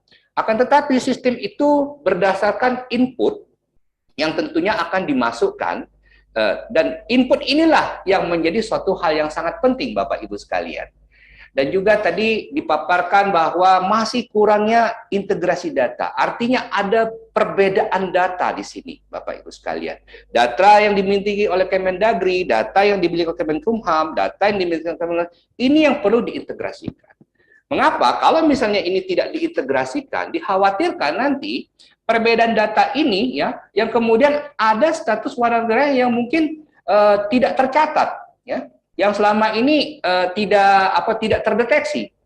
Yang kita khawatirkan nanti warga negara yang tidak terdeteksi ternyata adalah orang-orang yang berkualitas. Bapak Ibu sekalian, saya banyak memiliki teman ya yang sampai sekarang ini mungkin sudah di atas 10 tahun. Itu bahkan sudah menjadi profesor di beberapa universitas. Mereka bahkan jadi peneliti. Nah, saya sangat menyayangkan memang ya ini kembali kepada prinsip ekonomi. Mungkin mereka di sana lebih dihargai ya. Akan tetapi kita sebagai negara harus bisa merangkul ya. Warga negara ini jangan sampai hilang status kewarganegaraan. Apalagi mereka ini orang-orang yang berkualitas. Nah, untuk itulah saya berpikir tadi dalam framework bahwa kita harus membuat bagaimana memudahkan ya dalam sistem hal pelaporan dan juga bila perlu tadi disampaikan ada beberapa warga negara yang kesulitan untuk mendatangi misalnya KBRI untuk melakukan pelaporan. Saya pikir ini salah satu momentum bagaimana kalau misalnya pihak pejabat bisa menjemput bola ya, mendatangi ya warga negara Indonesia yang mungkin kesulitan dalam pelaporan. Ini artinya perlu komunikasi 2 arah, Bapak Ibu sekalian. Jadi apa yang disampaikan oleh Pak Muhammad itu sangat baik sekali. Jadi artinya kita menemukan hambatan-hambatan dalam suatu penegakan hukum peraturan perundang-undangan. Artinya di sini dari hasil penelitian ini saya berpikir bahwa bagaimana misalnya negara melakukan satu upaya untuk melakukan pendataan dengan mendatangi ya warga negara yang mereka bisa melaporkan melalui yaitu tadi platform seperti website, media sosial sehingga mereka misalnya dengan mencantumkan misalnya bahwa kami ingin melaporkan Pak melapor tentang status kewarganegaraan tapi akan tetapi kami memiliki kendala sebagai berikut. Nah, disinilah juga saya pikir bahwa kalau misalnya nanti peraturan pemerintah nomor 2 tahun 2007 itu nanti akan diubah, saya pikir juga negara harus lebih aktif, proaktif dalam melindungi status kewarganegaraan. Dari beberapa catatan-catatan penting tadi yang saya sampaikan, bahwa intinya bahwa politik hukum kewarganegaraan kita harus mampu melindungi status kewarganegaraan, khususnya bagi warga negara kita yang berprestasi, yang memiliki berkualitas. Jangan sampai mereka karena suatu aturan undang-undang, ya, karena lupa ataupun maladministrasi ataupun tidak melaporkan, menjadi satu kehilangan. Ini menjadi catatan satu penting. Orang yang berkualitas, terus akhirnya karena diiming-imingi dari negara lain dengan kemudahan dan fasilitas, akhirnya kita kehilangan warga negara. Karena bangsa Indonesia ini bisa hebat karena SDM-nya. Oleh karena itu, negara punya tugas untuk melindungi status kewarganegaraan. Dan juga mengenai integrasi data, ini sangat penting. Dengan ada one big data, ya, kemudian one policy, ini akan sangat baik. Jadi dengan satu big data, satu data besar, ya, untuk satu kebijakan. Nah, kenapa? Kalau misalnya kita tidak mulai mengintegrasikan data ini, nanti datanya akan berbeda-beda satu sama lain. Ini catatan penting yang yang perlu kita catati. Dan juga mungkin juga dalam memantau keberadaan WNI tadi, ya. Jadi kita harus bisa membuat satu komunikasi dua arah di sini. Dan hambatan yang dialami WNI, ya, tentunya harus bisa kita tanggulangi. Itu tadi misalnya dengan melakukan jemput bola terhadap warga negara Indonesia yang tinggal atau bekerja di luar negeri. Dan juga saya juga mengingatkan kembali bahwa apapun kegiatan yang kita lakukan harus dipayungi dengan dasar hukum yang kuat, jelas, dan tidak ambigu. Sehingga peraturan-peraturan tadi yang kemudian nanti akan yang kedepannya, karena kita berbicara tentang ius constituendum, yaitu hukum yang kedepannya, agar dapat disarankan bahwa setiap dalam hal integrasi data, pendataan, sistem informasi, pelaporan, ya, secara elektronik, itu dapat diatur secara spesifik, baik itu di tingkat peraturan pemerintah, sampai kepada Juklak dan Juknisnya. Ini akan memberikan dasar hukum yang kuat bagi aparatur, ya, khususnya di sini di Kementerian Dalam Negeri, Kementerian Luar Negeri, dan juga Kemenkumham, ya, dalam memantau serta kita melindungi status kewarganegaraan warga negara Indonesia yang hidup di luar negeri dan juga warga negara Indonesia yang merupakan perkawinan campuran. Karena persoalan-persoalan tadi, ya, itu perlu untuk mendapatkan kepastian hukum atau reciprocate. Mungkin pagi hari ini itu dulu yang saya bisa sampaikan. Mungkin nanti kita bisa lebih leluasa lagi dalam berdiskusi. Terima kasih. Wassalamualaikum warahmatullahi wabarakatuh. Baik, terima kasih kepada narasumber kita yang sudah memaparkan kepada kita semua mengenai politik hukum terhadap kewarganegaraan Indonesia. Sekali lagi kita tag obrolan peneliti, opini mengenai kehilangan kewarganegaraan. Bapak dan Ibu pemirsa yang hadir di Zoom meeting kita, kembali kami mengingatkan bahwa Kementerian Hukum Sumatera Selatan akan menyiapkan 5 hadiah menarik buat 5 penanya terbaik, ya. Jadi kita akan membagi hadiah buat pemirsa melalui pertanyaan-pertanyaan yang dihadirkan kepada kita. Jadi kami persilahkan buat peserta nanti raise hand di Zoom meetingnya masing-masing. Silakan raise hand, kemudian nanti panitia akan memilih 5 penanya untuk mendapatkan hadiah yang sudah dipersiapkan. Baik Bapak dan Ibu, barusan kita sudah mendengarkan pemaparan dari narasumber yang kedua, Bapak Dr. Haji Firman Priadi Busro, yang sudah memaparkan kepada kita mengenai politik hukum tentang kewarganegaraan.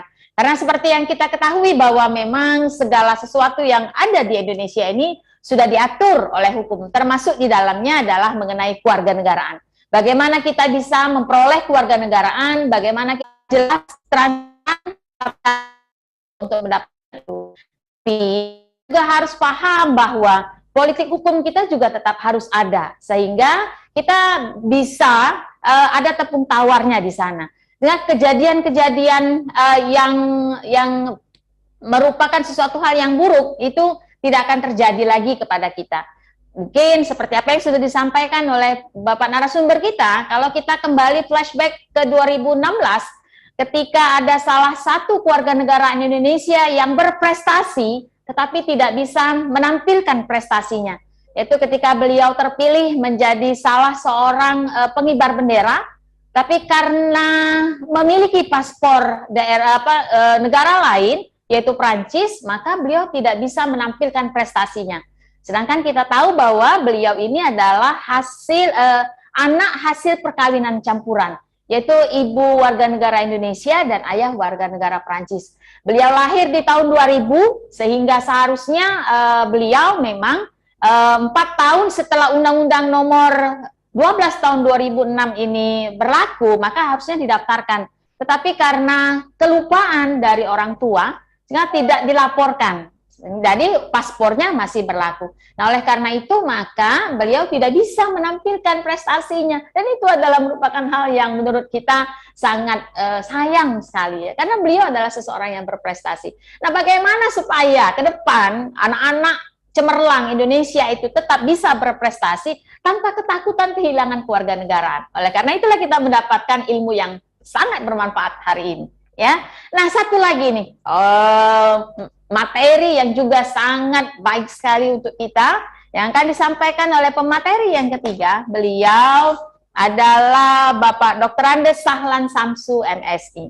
Beliau akan memaparkan kepada kita mengenai bagaimana cara mendapatkan kewarganegaraan melalui data yang ada di Dinas Kependudukan dan Pencatatan Sipil Kota Palembang menuju excellent. Ya, dengan satu quote-nya menuju excellent, sehingga warga negara Kota Palembang itu bisa memperoleh, bisa mendapatkan tanpa kehilangan kewarganegaraannya. Sama seperti narasumber yang lain, Pak Dr. Andes Sahlan Samsu, yang akan kita berikan waktu 20 menit untuk menyampaikan materi beliau. Kami persilakan kepada Bapak. Terima kasih kepada Ibu Moderator yang telah memberikan kesempatan kepada kami. Yang kami hormati Bapak Kepala Kanwil Sumatera Selatan, Kemenkumham. Yang kami hormati Bapak narasumber Pak Firman Redi. Yang kami hormati Pak Muhaimin, Menteri Materi Online. Kemudian yang kami hormati seluruh peserta opini atau obrolan peneliti. Bapak Ibu yang kami hormati, kami dalam kesempatan hari ini ingin menyampaikan bahwa kami memang saat ini sedang bertugas di Dinas Dukcapil Kota Palembang yang sehari-hari diberikan tugas sebagai Kepala Bidang Pelayanan Pendaftaran Penduduk. Di Dinas Dukcapil Kota Palembang ini ada 2 bidang yang memang paling banyak dalam hal ini memberikan pelayanan, yaitu bidang pencatatan sipil dan bidang pelayanan pendaftaran penduduk. Materi hari ini bagi kami sangat menarik, dan mudah-mudahan juga walaupun kami menjadi narasumber, kami mendapatkan input baru mengenai regulasi-regulasi yang sedang saat ini berkembang di lingkungan Kementerian Hukum dan HAM. Baik, next. Landasan hukum tugas-tugas kita adalah Undang-Undang Nomor 23 Tahun 2006, sebagaimana telah diubah dengan Undang-Undang Nomor 24 Tahun 2013 tentang administrasi kependudukan. Kemudian regulasi yang lain adalah Peraturan Pemerintah Nomor 40 Tahun 2019 tentang pelaksanaan Undang-Undang Nomor 23 Tahun 2026, sebagaimana telah diubah dengan Undang-Undang Nomor 24 Tahun 2013. Kemudian ada Perpres tahun 96, ada Peraturan Presiden Nomor 96 tahun 2018, kemudian juga ada Permendagri 108 tahun 2019, kemudian ada Permendagri yang khusus yang terkait dengan pelayanan terhadap kewarganegaraan, yaitu Permendagri 109 tahun 2019. Next. Bapak Ibu yang kami hormati, bahwa materi yang dimintakan pada pagi hari ini adalah mengenai upaya-upaya pencegahan yang dapat dilakukan oleh Dinas Dukcapil Kota Palembang terkait dengan kehilangan kewarganegaraan.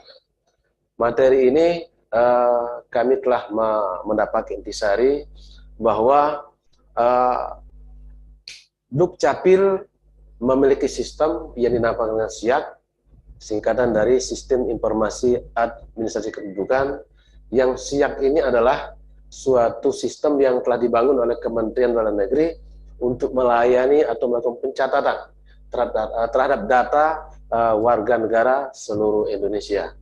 Nah, kita adalah bagian, Dukcapil Kota Palembang adalah bagian dari sistem SIAK ini yang pengelolaannya ada satu bidang lagi.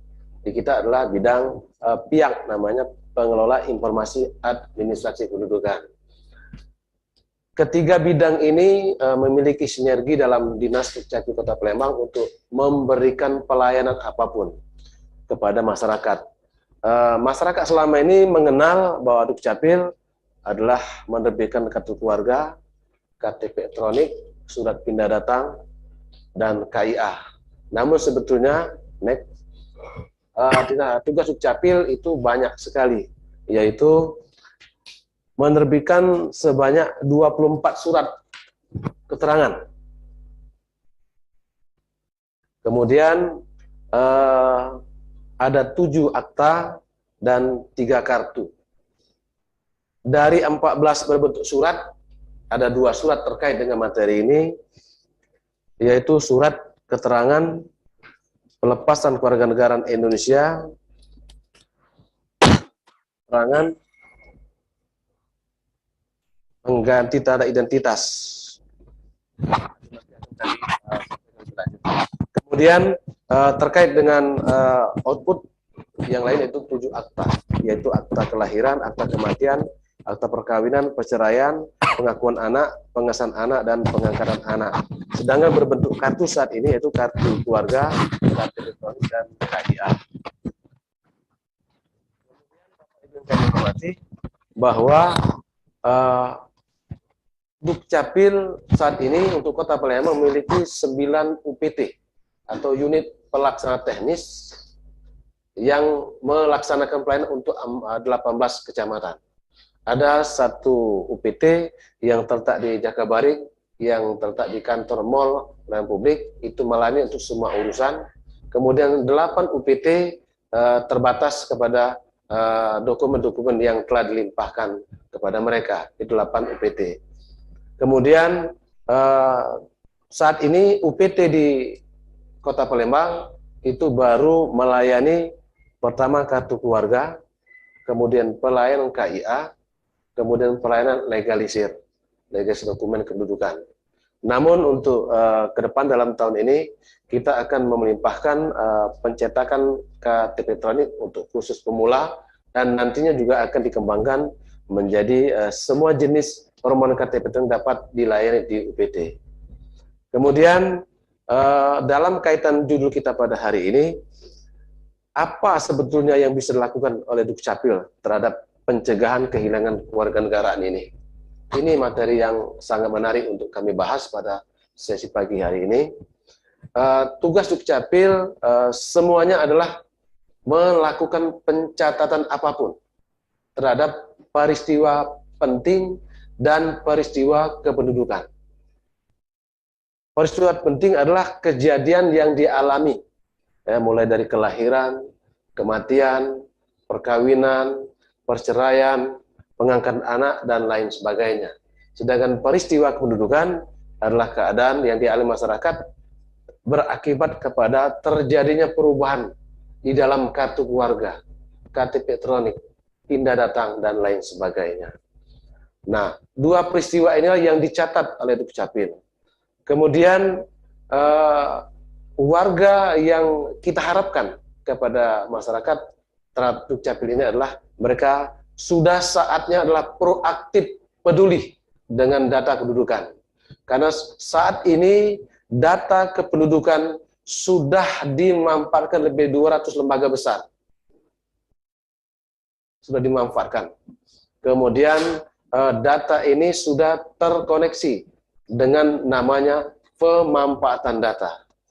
Lembaga-lembaga yang di tingkat kementerian sudah melakukan kerjasama dengan Kementerian Dalam Negeri, lagi instansi di bawahnya melakukan kerjasama pemaparan data kembali.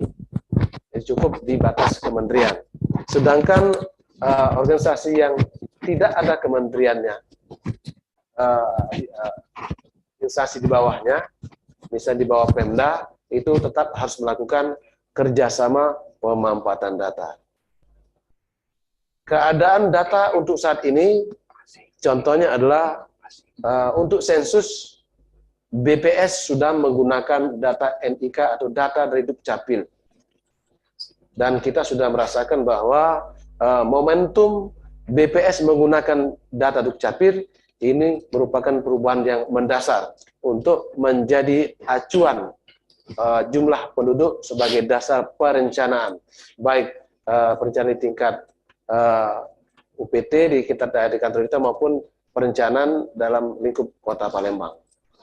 Berikutnya bahwa data ini saat ini perlu diketahui kita bersama, produknya salah satu adalah KTP elektronik yang saat ini sedang dicetak dalam bentuk fisik, namun sebentar lagi akan diterbitkan oleh Kementerian Dalam Negeri adalah KTP elektronik digital. Khusus Kota Palembang, tanggal 20 Mei 2022, kita akan kedatangan tim dari pusat untuk mengupgrade sistem dari siak terdistribusi menjadi siak terpusat. Ada lebih kurang 1 minggu nanti sistem ini terganggu, dan kemudian secara bertahap di-upgrade supaya ini sesuai dengan apa yang direncanakan oleh Kementerian Dalam Negeri, yaitu menyiapkan KTP digital elektronik. Nah, mohon perhatian untuk khusus masyarakat Kota Palembang, kami mohon maaf nanti ada mengalami ketidaknyamanan. Dan ini juga akan dialami oleh Dukcapil se-Indonesia yang nantinya secara bertahap akan mendapat giliran untuk pengupgradean sistem siak terpusat ini. KTP yang digaungkan oleh Kementerian Dalam Negeri dalam hal ini Dirjen Dukcapil adalah KTP elektronik digital dalam genggaman. Jadi saat ini kita memiliki KTP disimpan dalam dompet, dalam perjalanan sehari-hari, nanti cukup disimpan oleh HP atau Android yang dimiliki masyarakat. Namun nantinya ada Permendagri yang saat ini telah selesai, namun belum bisa disosialisasikan. Ada aturan-aturan yang diberikan kepada masyarakat, yang mana yang akan mendapatkan KTP elektronik digital dan yang mana masih diizinkan untuk memiliki KTP elektronik secara fisik. Bapak Ibu yang kami hormati, bahwa mohon disambut kenyataan ini bahwa kita telah beralih teknologi menjadi lebih maju. Kemudian selain dari KTP elektronik ini, ada juga kartu keluarga yang saat ini sudah berbentuk ditandatangani dalam bentuk tanda tangan elektronik dengan produk nyata di KK adalah berbentuk barcode. Nah, ini suatu lompatan juga, perubahan yang mendasar yang selama ini KK kita berbentuk kertas yang agak tebal, kemudian ada lambang Garuda, ditandatangani secara basah, kemudian dicap basah. Nah, saat ini sudah keluar produk KK yang sudah berbentuk tanda tangan elektronik. Kemudian juga ada juga akta kelahiran, akta kematian, akta perceraian, akta perkawinan, dan juga surat pindah datang juga sudah berbentuk tanda tangan elektronik. Inilah yang merupakan perubahan mendasar bentuk fisik daripada dokumen kependudukan saat ini. Kemudian dokumen-dokumen lain itu masih tercover dengan sistem yang terbaru ini. Oleh karena itu kami berharap masyarakat agar dapat mengikuti perkembangan yang akan terjadi di masa-masa yang akan datang. Sekedar gambaran bahwa Dukcapil oleh pusat itu memiliki tugas dari Kementerian Dalam Negeri itu menetapkan target-target. Lalu target-target apa saja yang harus dilakukan oleh dikejar oleh Dukcapil, yaitu perekaman KTP elektronik, kemudian cakupan kepemilikan akta kelahiran, kemudian cakupan kepemilikan kartu identitas anak. Penduduk Kota Palembang berjumlah 1.704.538 berdasarkan DKB atau data konsolidasi bersih semester 2 tahun 2021. Kemudian pencapaian target untuk tahun 2021 ini perekaman KTP elektronik sudah mencapai lebih kurang 96% dari target nasional sebesar 99,3%.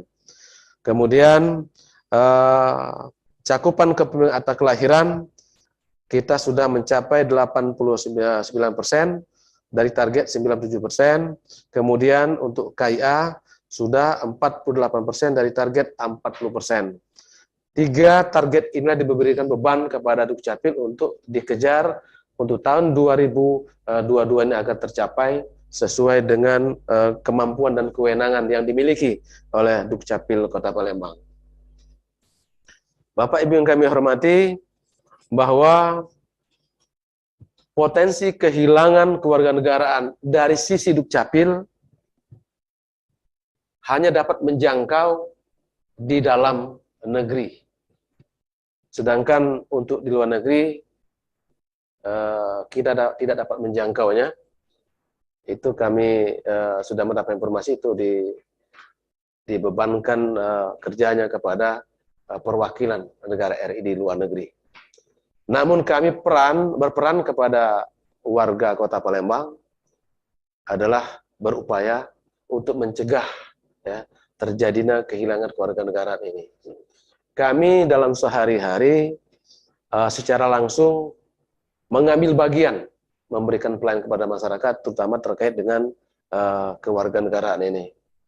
Ada 2 yang kami berikan pelayanan. Yang pertama adalah memberikan pelayanan kepada warga negara asing yang menjadi warga negara Indonesia. Kemudian juga melayani warga negara Indonesia yang menjadi warga negara asing. Ini sudah tertuang dalam Permendagri nomor 109 tahun 2019. Pelayanan ini sudah tertuang dalam Juknis ini dan sudah mendapatkan potensi yang memadai agar dapat kita laksanakan untuk menjadi pelayanan yang kita lakukan dalam sehari-hari. Dari 2 macam pelayanan yang kita lakukan ini, kami secara aktif yang pertama telah mensosialisasikan kepada perangkat kecamatan, perangkat kelurahan, dan kepada organisasi-organisasi yang terkait dengan kewarganegaraan. Kemudian kami juga melakukan mensinergikan, berkoordinasi dengan instansi yang terkait menangani tentang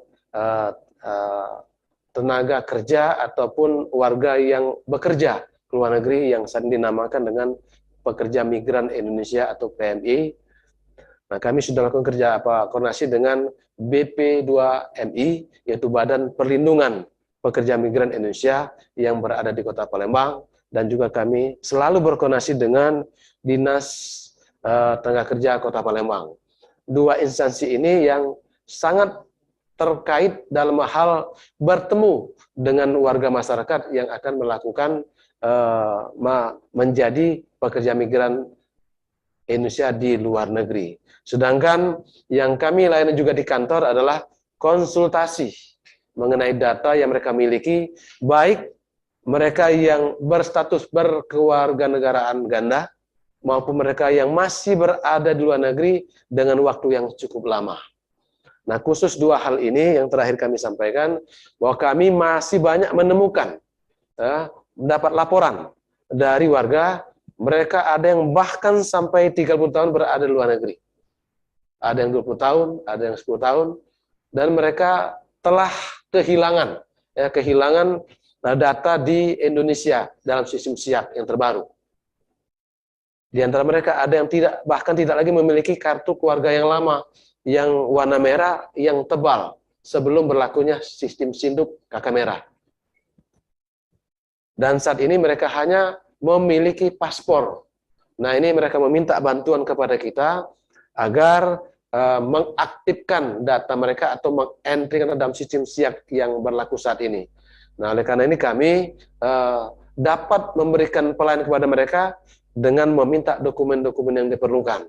Dan kami telah dapat melayani mereka untuk menerbitkan kartu keluarga yang dengan sistem terbaru. Kemudian kami juga selama ini seringkali melayani warga masyarakat yang menjadi pekerja migran Indonesia berada di negara-negara yang membutuhkan seperti Malaysia yang berlaku sama. Mereka telah bekerja di Malaysia sudah berpuluh tahun, namun mereka juga tidak lagi memiliki kartu keluarga yang mereka pegang dan telah kehilangan. Dan kita juga melayani supaya mereka dapat kembali mendapat kartu keluarga dan juga dapat mengurus dokumen-dokumen lain yang termasuk penambahan anak dan sebagainya. Misalnya pendaftaran anak yang lahir di luar negeri itu dapat dilaporkan ke Dukcapil Kota Palembang dengan dokumen yang diterbitkan adalah pencatatan kelahiran luar negeri. Kemudian kami juga membantu dari kantor imigrasi Kota Palembang untuk juga melaksanakan pengawasan terhadap warga negara asing yang berada di Indonesia, khusus Kota Palembang, untuk memantau keberadaan mereka dan juga mensosialisasikan agar mereka mengurus dokumen kependudukan yang menjadi kewenangan Dukcapil, yaitu pengurusan surat keterangan tempat domisili. Yang saat ini warga negara asing berada di Kota Palembang berdasarkan data yang ada lebih kurang 200 warga negara asing yang saat ini dengan berbagai jenis dan alasan atau tujuan mereka bertempat tinggal di Kota Palembang. Mulai dari menempuh pendidikan, kemudian bidang kerohanian, kemudian bekerja di perusahaan-perusahaan yang ada di Kota Palembang, dan juga menjadi konsultan teknik dalam bidang pembangunan fisik di Kota Palembang. Ini jenis-jenis yang keberadaan mereka di Kota Palembang. Kemudian upaya-upaya yang kami lakukan ini adalah terbagian dari memberikan informasi fasilitasi kepada warga yang datang ke kantor kita terkait status kewarganegaraan yang berpotensi kehilangan kewarganegaraan. Nah, ini ada yang menarik yang menurut kami dalam pertemuan, jika kita membahas judul yang sama, sebetulnya di dua organisasi inilah yang menurut kami bersentuhan langsung kepada warga yang akan melakukan perjalanan atau bekerja di luar negeri, yaitu Dinas Tenaga Kerja dan BP2MI.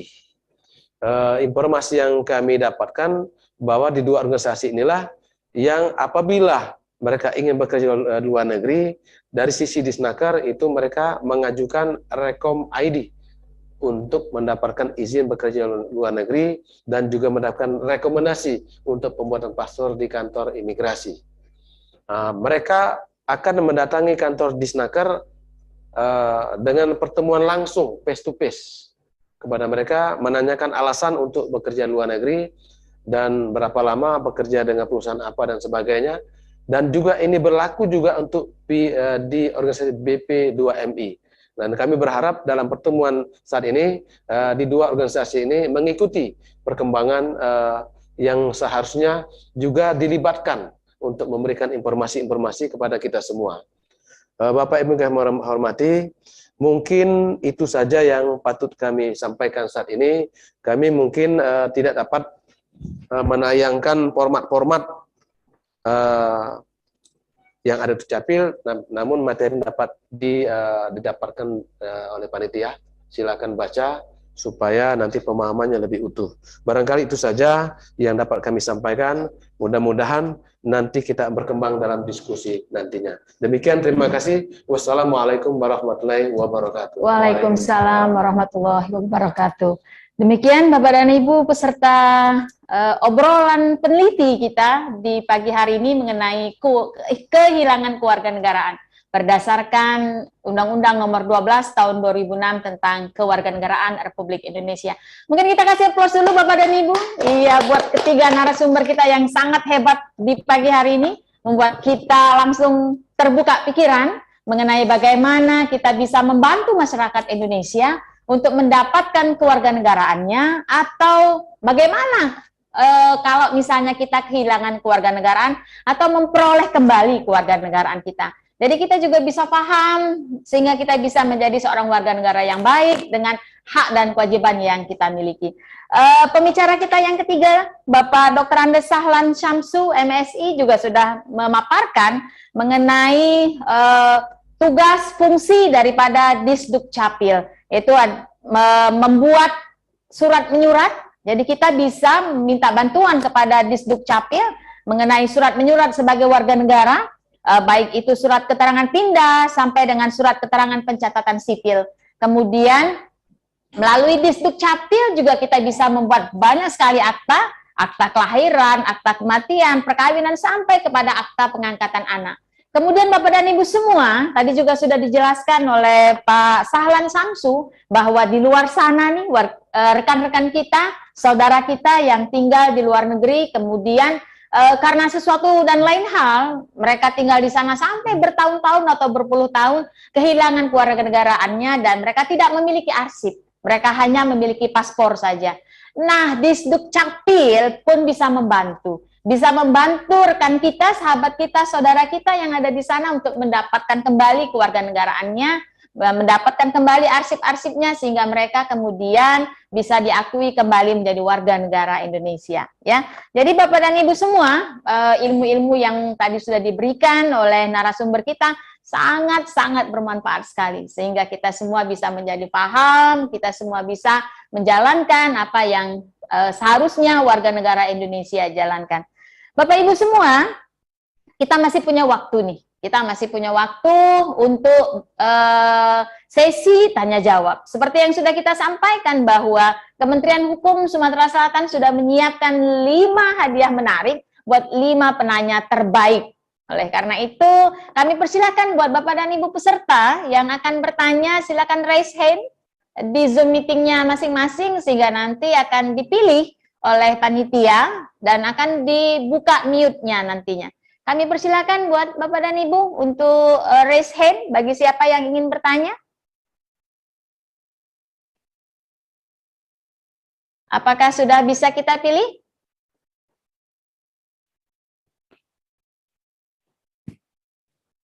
Banyak sekali yang bisa kita diskusikan di pagi hari menjelang siang, Bapak dan Ibu. Kami persilakan. Ya, silakan. Selamat pagi. Ya, kami selamat pagi. Dengan siapa?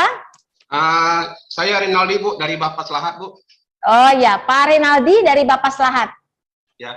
Baik. Izin, Bu. Izin. Pertama saya mengucapkan terima kasih kepada pembawa acara yang telah memberikan kesempatan kepada saya.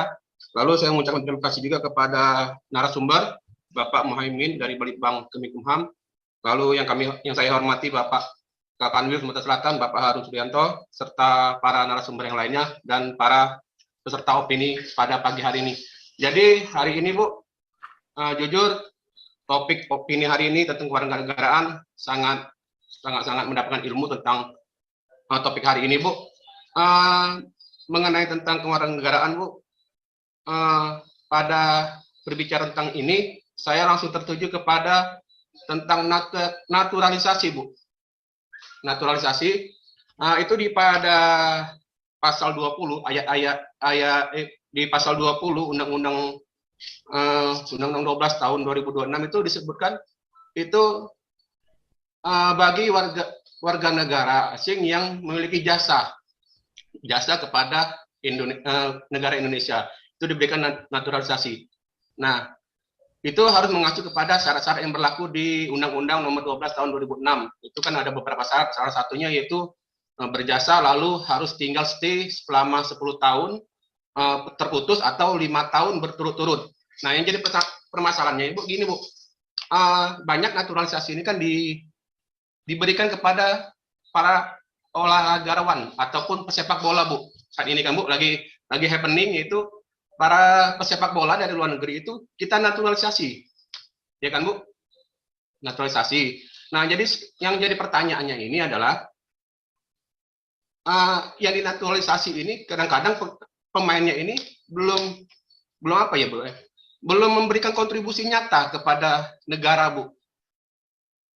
Kepada negara. Mereka cuman bermain di luar negeri tapi belum pernah membela negara, tapi tahu-tahu diberi kesempatan untuk naturalisasi, Bu. Ya, itu dari pengamatan hukum itu gimana? Minta tolong kepada para narasumber. Itu yang pertama. Lalu yang kedua, Bu, di dalam Undang-Undang Nomor 12 Tahun 2006 itu disebutkan naturalisasi itu ada dua, naturalisasi biasa dan naturalisasi istimewa. Nah, itu apa pembedanya, Bu? Apakah penerapan ada dua naturalisasi itu apa namanya, dalam pandangan hukum persamaan apa namanya tuh dalam prinsip persamaan kedudukan di hadapan hukum itu gimana, Bu? Itu kan berarti tidak bersamaan di dalam hukum, tidak, jadi mengistimewakan sesuatu kan, Bu? Mungkin itu saja. Kepada Ibu dan narasumber, terima kasih atas kesempatannya. Wabillahi taufiq wal hidayah. Wassalamualaikum warahmatullahi wabarakatuh. Baik, terima kasih kepada Bapak Renaldi yang berasal dari Bapak Slahat. Terima kasih atas pertanyaannya, Bapak. Nanti kita langsung saja kepada 3 penanya, Pak ya. Kita masih mencari 2 penanya lagi. Untuk itu kami panggil penanya yang kedua. Kami persilakan untuk raise hand sehingga nanti bisa dibuka mute-nya oleh panitia. Ini artinya main bola terus. Main bola terus. Kembali kami. Assalamualaikum. Waalaikumsalam. Waalaikumsalam warahmatullahi wabarakatuh. Kepada penanya yang kedua. Selamat pagi, Bapak. Selamat pagi, Ibu. Mohon izin pimpinan. Ya, saya punya 2 pertanyaan, Bapak, Ibu, kepada Dr. Firman. Saya tertarik dengan pernyataan beliau yang mengatakan izin Bapak, yang kami mohon identitasnya dulu, Bapak. Baik, dari mana asal? Saya dari Makassar, dari kantor imigrasi Makassar, analis keimigrasian pertama. Nama Bapak? Nama Sulfikar Dilahwangsa. Sulfikar Dilahwangsa. Sulfikar, ya. Baik, silakan Bapak. Baik, pertanyaan saya kepada Dr. Firman terkait dengan materi yang dibawakan terkait dengan politik kewarganegaraan. Nah, di sini saya lihat ketika kita menggabungkan politik dan keluarga dengan hukum, pemahaman saya bahwa bisa kita lakukan intervensi di peraturan yang ada, dalam artian kita bisa melakukan diskresi. Nah, di sini Bapak tadi menjelaskan bahwa sebaiknya ketika berhubungan dengan masalah keluarga orang Indonesia yang berprestasi itu jangan sampai gampang untuk melepas kewarganegaraannya. Tapi pertanyaan saya, bagaimana dengan warga negara yang tidak berprestasi dalam artian bahwa dia justru membawa dampak yang buruk terhadap Indonesia di luar negeri misalkan. Contohnya ada beberapa kita lihat di media sosial misalkan, dia mendukung salah satu wilayah di Indonesia untuk berpisah, tindakan separatis. Dia dengan secara publik menyatakan dukungannya terhadap salah satu organisasi di Indonesia. Nah, pertanyaan saya, Bu, Bapak, bagaimana Bapak tentang masalah ini? Apakah misalkan ini bisa diintervensi, bisa dilakukan, bisa bahwa dia sudah tidak memberikan kontribusi yang positif kepada Indonesia, yang pertama. Dan yang kedua, ini Pak, terkait juga dengan kewarganegaraan yang tidak gampang hilang, kayak gitu. Nah, di sini status quo-nya adalah di lapangan justru kewarganegaraan gampang hilang, Bapak. Contohnya begini misalkan ada warga negara Indonesia yang bekerja di Malaysia. Dia punya arsip, Pak. Dia punya arsip, dia punya dokumen kayak gitu. Tapi di sisi lain di Malaysia sendiri dia diberikan dokumen keimigrasian di sana. Dia punya paspor Malaysia kayak gitu. Nah, ketika misalkan dia kembali ke Indonesia, kemudian dia menunjukkan paspor Malaysia dan paspor Indonesianya, secara otomatis dia hilang warga negara Indonesia, Pak, kayak gitu. Nah, apakah Bapak men-challenge status quo ini atau bagaimana? Kayak gitu. Bagaimana pendapat Bapak terkait masalah ini, Pak? Terima kasih, Pak. Baik, terima kasih kepada Pak Subsikar dari Imigrasi Makassar atas pertanyaannya kepada narasumber kita, Bapak Dr. Haji Firman Priadi Busro. Untuk itu kami tunggu satu penanya kembali yang meraise hand, yang ingin bertanya. Kita 3 penanya dulu, baru nanti kita bahas oleh 3 narasumber kita. dan baru kita menuju kepada pertanyaan selanjutnya. Karena itu kami masih menunggu satu lagi peserta yang raise hand, yang akan dibuka mute-nya untuk menyampaikan pertanyaannya kepada 3 narasumber hebat kita di pagi hari ini. Kami persilakan. Baik, selamat pagi menjelang siang Bapak Ibu. Selamat pagi menjelang siang Ibu, dengan siapa? Nama saya Dina, saya analis hukum dari Kejati Sumut. Oh, Kejati Sumut. Baik, kami persilakan Ibu pertanyaannya. Ya, singkat saja Ibu. Salah satu penyebabnya hilangnya kewarganegaraan itu adalah dengan apabila salah satu masyarakat tadi melanggar ketentuan peraturan perundang-undangan. Nah, yang mau saya tanyakan, saat ini database kita itu kan Bu terintegrasi ya di Disduk Capil gitu kan. Apabila salah satu anggota keluarga yang ada di KK itu melanggar peraturan perundang-undangan sehingga menyebabkan dihapusnya kehilangan kewarganegaraan.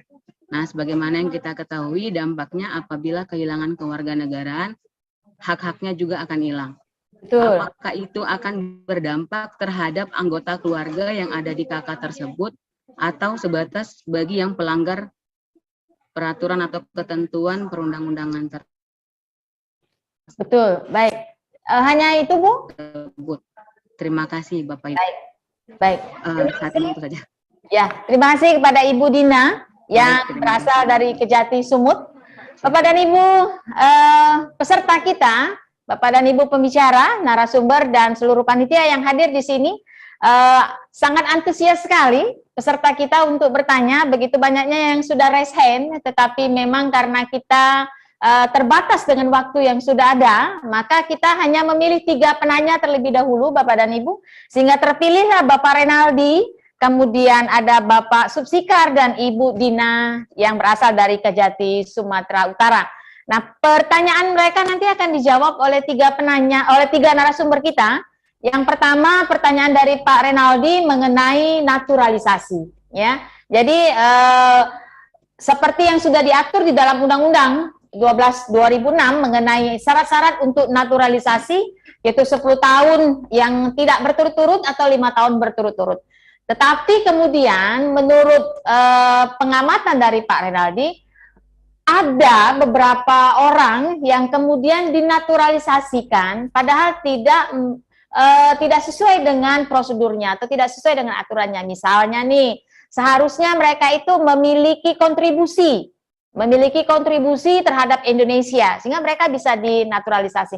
Nah, ada beberapa orang, menurut pengamatan Pak Renaldi, kontribusinya belum jelas nih, tetapi kemudian mereka sudah dinaturalisasi. Bagaimana menurut para narasumber kita hari ini? Apakah memang bisa seperti itu, atau mungkin ada hal-hal lain yang kemudian membuat seseorang warga negara asing itu bisa dinaturalisasi? Tuh. Kemudian pertanyaan yang kedua juga mengenai naturalisasi biasa dan istimewa. Ada bedanya tidak antara naturalisasi biasa dan istimewa? Apakah itu bukan merupakan suatu diskriminasi seperti itu, ya? Nah, kemudian pertanyaan yang kedua dari Pak Subsikar mengenai politik hukum. Politik hukum tentang kewarganegaraan warga negara yang berprestasi. Apakah itu ketika memang mereka itu berprestasi, maka kita oke-oke saja nih, fine. Nah, tetapi kalau kita balik nih, warga negara Indonesia yang tinggal di luar negeri itu malah memalukan nama baik Indonesia. Bisa tidak mereka itu kita misalnya? Kalau kita balik, ya, itu kan kita kita bercerita, kita diskusi seperti itu. Nah, kemudian mengenai warga negara asing yang tinggal di Malaysia, kemudian mereka lengkap dokumen dan mereka memiliki paspor Malaysia. Nah, bagaimana ceritanya itu kemudian mereka bisa memiliki paspor Malaysia. Nah, ketika mereka memiliki paspor Malaysia, apakah kemudian mereka itu kehilangan kewarganegaraan Indonesia? Seperti itu menurut Pak Subsikar. Mohon kepada narasumber untuk diberikan pencerahannya dari 2 pertanyaan yang diberikan oleh Pak Subsikar. Nah, kemudian pertanyaan yang terakhir nih Bapak-bapak narasumber dari Ibu Dina dari Kejati, Sumatera Utara. Beliau sudah jelas dengan apa yang sudah disampaikan oleh narasumber. Nah, kemudian pertanyaan beliau adalah mengenai kehilangan kewarganegaraan. Jikalau dalam satu kakak ada salah satu keluarga yang ada di kakak tersebut itu memiliki dampak yang sangat negatif sehingga akhirnya kehilangan kewarganegaraan. Ya, nah untuk anggota yang lain, apakah juga ada dampaknya? Apakah juga bisa kehilangan kewarganegaraan atau bisa didis atau bagaimana, Pak? Mohon penjelasannya dan pencerahannya. Oleh karena itu, kami mohonkan kepada Pak Muhaimin dulu terlebih dahulu, lalu Bapak. Baik. Ya, dipersilakan kepada Bapak untuk memberikan pencerahan kepada kita semua tentang 3 penanya yang sudah memberikan pertanyaannya. Kalau pertanyaannya lebih dari 3, Bapak, tapi penanyanya 3. Kami persilakan kepada Bapak. Baik, terima kasih. Pertanyaan yang pertama dari Pak Rinaldi mengenai naturalisasi ya, bahwa dengan syarat-syarat yang telah ditentukan itu ada yang harus stay 10 tahun tidak berturut-turut atau 5 tahun berturut-turut di Indonesia. Kemudian ada yang dirasa bahwa naturalisasi ada yang terjadi tanpa terlihat apa prestasinya untuk negara kita. Yang pertama adalah bahwa ini terkait dengan jawaban juga pertanyaan kedua tentang perbedaan naturalisasi biasa dan naturalisasi istimewa. Ya. Jadi naturalisasi biasa, ya, itu naturalisasi yang diajukan kepada negara, dalam hal ini kewarganegaraannya, dengan pengajuan diri. Sedangkan untuk yang istimewa adalah itu yang tadi disampaikan, yang berprestasi, gitu ya, seperti pemain sepak bola, Christian Gonzalez dan lain-lain, gitu ya. Nah, ini perbedaan tersebut tidak berdampak perbedaan dalam hal pengaplikasian peraturan perundang-undangan atau hukum yang ada di Indonesia. Artinya itu hanya berupa prosedurnya saja yang berbeda. Kalau istimewa dirasakan untuk membangun atau untuk memajukan Indonesia dalam berbagai bidang, dapat naturalisasi istimewa, dia diberikan, sedangkan yang biasa dia mengajukan. Nah, ini kenapa ada kok yang dirasa bahwa naturalisasi itu beberapa dari naturalisasi tidak terlihat prestasinya gitu. Mungkin ini di luar daripada jangkauan kita bersama ya. Ada hal-hal yang mungkin menjadi pertimbangan khusus. Tadi disampaikan oleh narasumber kita, tadi disampaikan oleh Pak Haji tadi ya, pada narasumber kita, bahwa negara-negara lain melihat potensi-potensi negara Indonesia, warga negara Indonesia, sehingga membuka seluas-luasnya untuk menjadi warga negaranya. Mungkin hal ini berkaitan dengan hal tersebut. Di Indonesia juga kita lihat bahwa ada warga negara-negara asing yang sekiranya bisa membangun negara kita dalam hal bidang yang ditekuninya gitu. Walaupun misalnya ada di bidang IT, di bidang olahraga, atau di bidang lainnya, yang dirasa belum terlihat prestasinya, tapi menunjukkan hal positif untuk membangun di bidangnya di Indonesia. Saya tidak tahu pasti apakah itu yang menjadi pertimbangan atau itu yang menjadi hal-hal sebagai pemicu diangkatnya diberikannya naturalisasi kepada orang-orang tersebut. Namun demikian, perlu diketahui bahwa untuk hal-hal tersebut yang naturalisasi istimewa yang memberikan kontribusi terhadap negara kita, itu tidak sembarang diberikan, artinya melalui analisis cost and benefit ya, CBA, cost and benefit analysis, yang dilakukan mungkin oleh tim yang memberikan naturalisasi terhadap orang-orang yang dianggap istimewa akan membantu memberikan kemajuan pada bidang-bidang tertentu di negara kita. Mungkin itu yang bisa saya sampaikan. Kemudian yang kedua, tadi pertanyaan biar disampaikan yang disampaikan langsung untuk narasumber, untuk Pak Haji tadi ya, biar nanti Pak Haji yang jawab, karena khusus mungkin dari Kanim Makassar tadi ya. Kemudian Bu Dina Silalahi ya, tentang WNA atau keturunan yang kemudian kewarganegaraannya lepas karena melanggar peraturan perundang-undangan atau bisa dibilang melakukan tindakan yang merugikan negara atau melawan peraturan yang ada gitu ya. Apakah itu berdampak kepada keturunannya yang lain gitu ya. Nah gini, perlu diketahui bahwa untuk lepasnya kewarganegaraan atau pendaftaran kewarganegaraan atau naturalisasi dan segala macam yang berbentuk kepentingan kewarganegaraan tidak terdapat reward ataupun punishment gitu ya.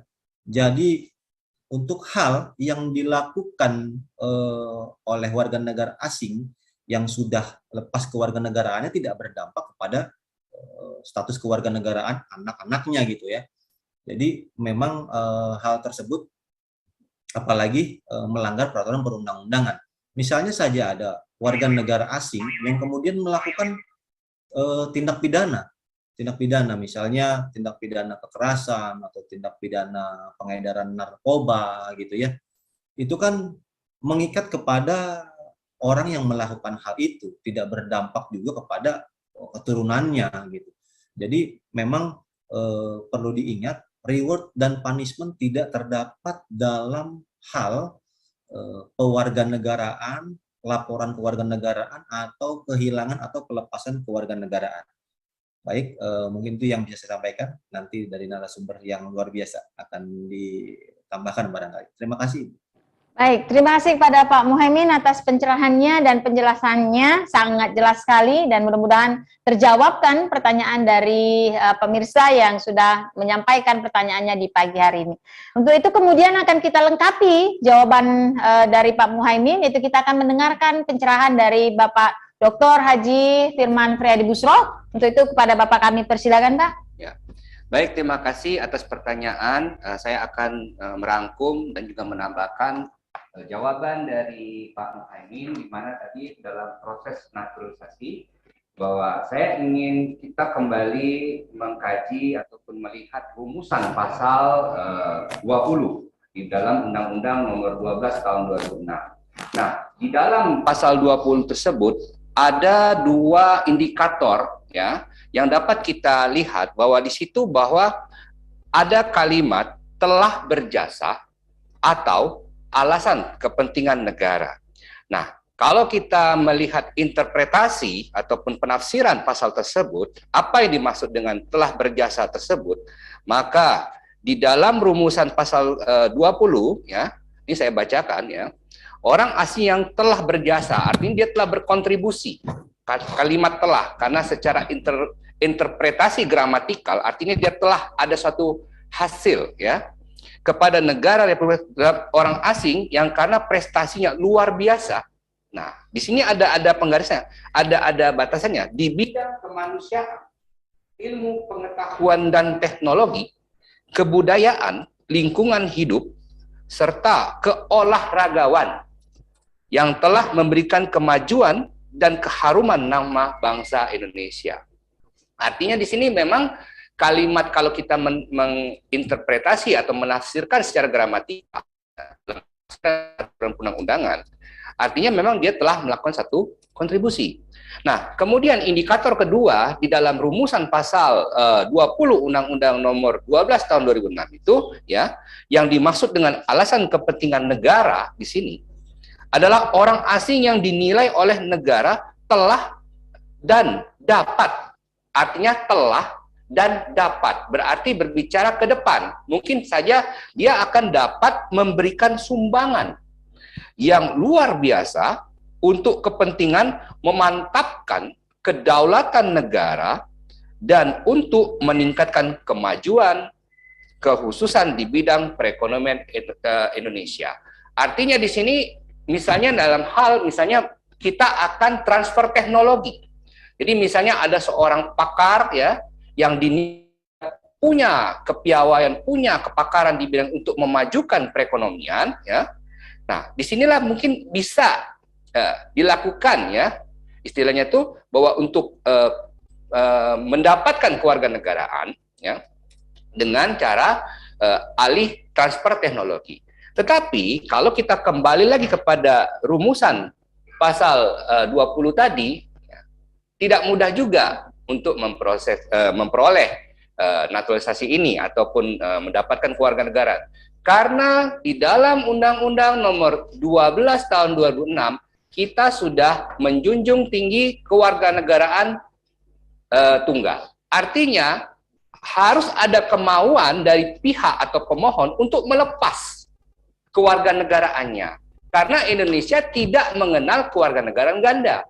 Kewarganegaraan ganda terbatas, ya, yang sebagaimana azas yang itu hanya untuk melindungi anak-anak, ya, hasil perkawinan campuran. Nah, apabila anak-anak ini telah berusia 18 tahun atau sudah menikah, maka mereka harus memilih, ya, kewarganegaraannya. Nah, itu kalau kita melihat penafsiran daripada peraturan perundang-undangan, ya. Nah, kemudian terkait dengan bagaimana dengan warga negara yang mungkin memalukan bangsa Indonesia, seperti kita ketahui ada salah satu predator seksual di Inggris, ya, yang kemudian dihukum, maka dia harus menjalani proses hukum tersebut, ya, sesuai dengan aturan-aturan hukum yang berlaku. Nah, tentunya Indonesia, ya, karena itu adalah status warga negaranya, tetap memberikan advokasi. Itulah keistimewaannya kalau memiliki hak, ya, status kewarganegaraan. Artinya memiliki keistimewaan, ya, bahwa mendapat tetap perlindungan. Bapak Ibu sekalian, bahwa kita ketahui bahwa selain azas-azas ius soli, ius sanguinis, tunggal dan kewarganegaraan ganda terbatas, kita juga punya azas spesialis yang tadi saya sudah sampaikan, adanya perlindungan maksimum kepada warga negara. Nah, ini yang kemudian bahwa kita ketahui bahwa hukum harus mengedepankan azas presumption of innocence. Jadi sebelum ada putusan, ya, itu harus tetap mendapat perlindungan. Setelah mendapat putusan juga tetap harus dilindungi. Artinya bahwa negara tidak boleh serta-merta dengan cepat untuk melepaskan status kewarganegaraan. Ada tahapan-tahapan yang harus dilalui sebagaimana telah diatur di dalam Undang-Undang Nomor 12 Tahun 2006 atau dengan Peraturan Pemerintah Nomor 2 Tahun 2007. Nah, sehingga kalau kita melihat di sini bahwa sebetulnya negara itu sudah berusaha berupaya melindungi warga negaranya. Yang ini kemudian. Jadi tidak hanya yang tadi kalau berprestasi itu tadi di dalam rumusan pasal 20, tapi juga ada proses kewarganegaraan yang secara jalur biasa juga, itu juga sudah mulai dimudahkan dengan berbagai aplikasi tadi. Nah, mengenai status kewarganegaraan ganda, ya, itu tadi bahwa maka dia tidak bisa untuk memiliki status kewarganegaraan ganda. Nah, disinilah fungsi kita KBRI, ya, Kemenlu, kemudian Kemendagri, kemudian Kemenkumham, ya, untuk bisa memantau, memonitoring, ya, dan mereka melakukan pelaporan, dan mereka kemudian diberikan sosialisasi terhadap peraturan perundang-undangan, sehingga mereka tahu, oh ini yang tidak boleh, misalnya yang harus mereka lakukan dan tidak. Nah, kalaupun mereka terbatas waktu, itu tadi kita sarankan misalnya petugas KBRI untuk melakukan jemput bola, sehingga kita berharap bahwa mereka tetap, ya, memilih menjadi warga negara Indonesia, dan kita tidak boleh cepat, misalnya ada warga negara karena iming-iming perekonomian dan lain langsung dengan cepat untuk melepaskan kewarganegaraan. Nah, negara harus memberikan perlindungan maksimum sebagaimana azas yang diatur di dalam Undang-Undang Nomor 12 Tahun 2006. Nah, kemudian pertanyaan terakhir, apakah tadi misalnya status kewarganegaraan si ibu atau si ayah hilang, anaknya juga hilang? Tidak. Jadi yang hilang status kewarganegaraan itu tidak memiliki akses, ya, kepada anggota keluarga yang lain, tapi dia hanya kehilangan hak, ya, yang telah dinyatakan hilang, baik itu atas permohonan, ya, atau atas misalnya pelepasan yang dilakukannya. Sehingga kalau kita melihat rumusan pasal 25, 27, ya, jadi tidak bisa serta-merta apabila salah satu keluarga kehilangan, maka keluarga yang lain juga kehilangan. Tidak bisa, tidak diizinkan seperti itu. Demikian jawaban saya, terima kasih. Baik, terima kasih buat Bapak Dr. Haji Firman Freddy Busro yang sudah melengkapi jawaban dari narasumber yang pertama. Untuk itu kemudian kami minta kepada Bapak Dr. Andes Sahlan Samsu untuk kembali melengkapi apa yang sudah disampaikan oleh narasumber pertama dan narasumber kedua. Kami persilakan kepada Bapak untuk menjawab pertanyaan, Pak. Siap, terima kasih. Memang sudah diberikan tanggapan yang sangat bagus dari dua narasumber tadi. Kami menjawab sebatas kewenangan yang kami miliki. Kami selaku perangkat atau petugas Dukcapil akan melaksanakan semua keputusan, ya, keputusan yang telah dikeluarkan oleh Kementerian Hukum dan HAM. Apakah yang bersangkutan telah kehilangan kewarganegaraan, apakah yang bersangkutan berpotensi kehilangan kewarganegaraan, ataupun yang bersangkutan telah memperoleh kembali kewarganegaraan. Dengan mempedomani produk-produk yang resmi yang diberikan oleh Kementerian Hukum dan HAM. Kami seringkali mendapatkan pemberitahuan dari Kementerian Hukum dan HAM mengenai status daripada warga negara yang bersangkutan, khususnya warga Palembang. Dan kami apabila menerima keputusan yang disampaikan oleh Kementerian Hukum dan HAM, kami sering konsultasi kembali, apakah ini sudah berkekuatan hukum tetap atau memang belum. Jika memang belum, maka kami akan menunda untuk melakukan pencatatan.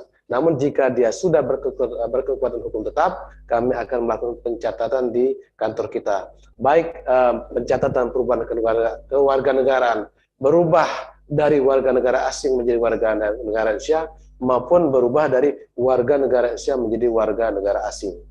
Itu pendapat kami dari segi kelembagaan. Namun kami juga menyampaikan pendapat kami di luar daripada kedinasan ini.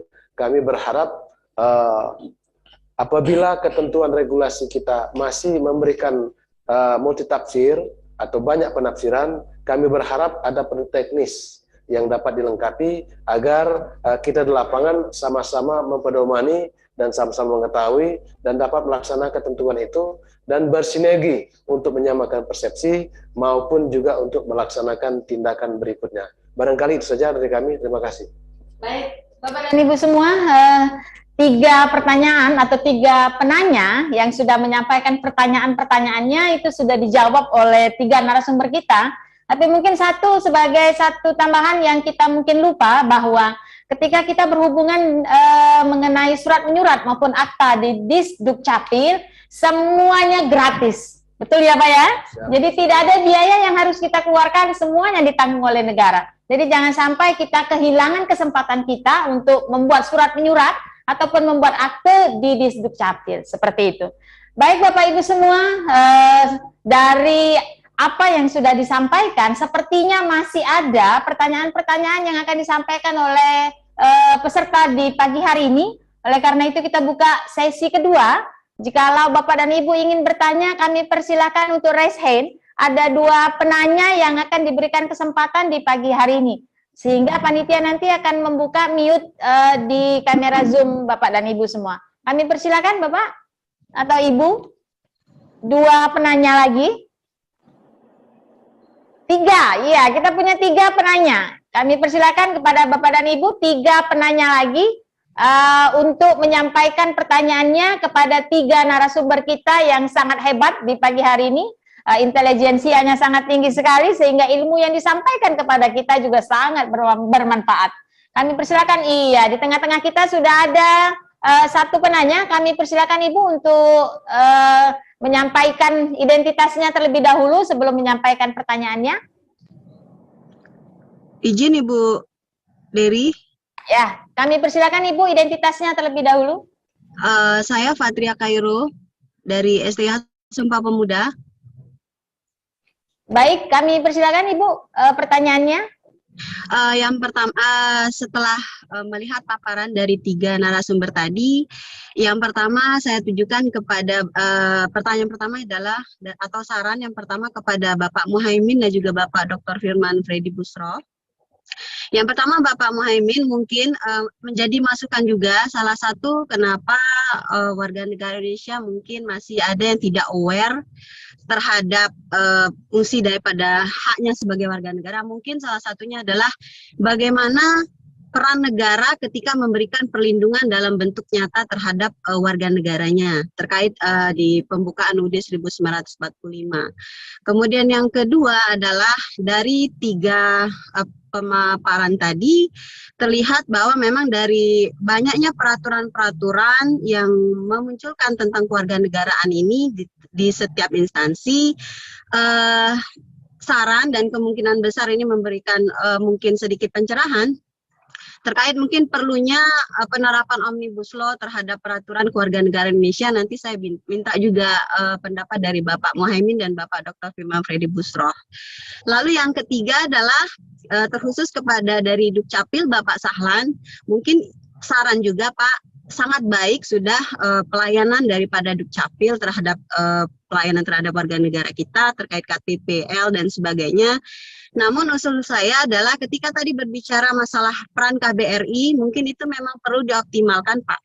Bagaimana ketika peraturan-peraturan tersebut atau misalnya KTP kita ataupun data-data yang kita miliki juga diakui oleh negara lain. Contoh saat ini soal program Peduli Lindungi. Ketika di saat G20 mau dilaksanakan, salah satu kendalanya adalah ketika program Peduli Lindungi kita ternyata tidak diakui di negara luar. Nah, mungkin ada baiknya setiap aturan atau kebijakan yang kita miliki juga perlu berkoordinasi dengan KBRI sehingga kita pun juga diakui di luar sehingga untuk memudahkan pelayanan terhadap warga negara sendiri. Terima kasih kepada Ibu moderator. Mungkin itu sedikit saran dari saya. Terima kasih. Baik, terima kasih kepada Ibu Fatria Hairul yang sudah menyampaikan saran dan masukan serta pertanyaannya. Untuk itu kami buka kembali kepada penanya yang kedua. Kami persilakan untuk raise hand dan kemudian nanti akan dibuka mute-nya oleh panitia. Halo. Baik, selamat pagi Bapak. Ya, saya Saparudin Lubis dari Kanwil Kementerian Agama Sumatera Utara. Baik, Pak Saparudin Lubis dari Sumatera Utara. Kami persilakan Bapak pertanyaannya. Yang pertama saya tujukan kepada Pak Muhaimin.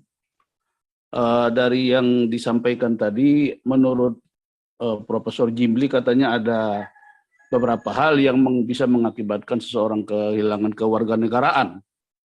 Antara lain adalah kesengajaan.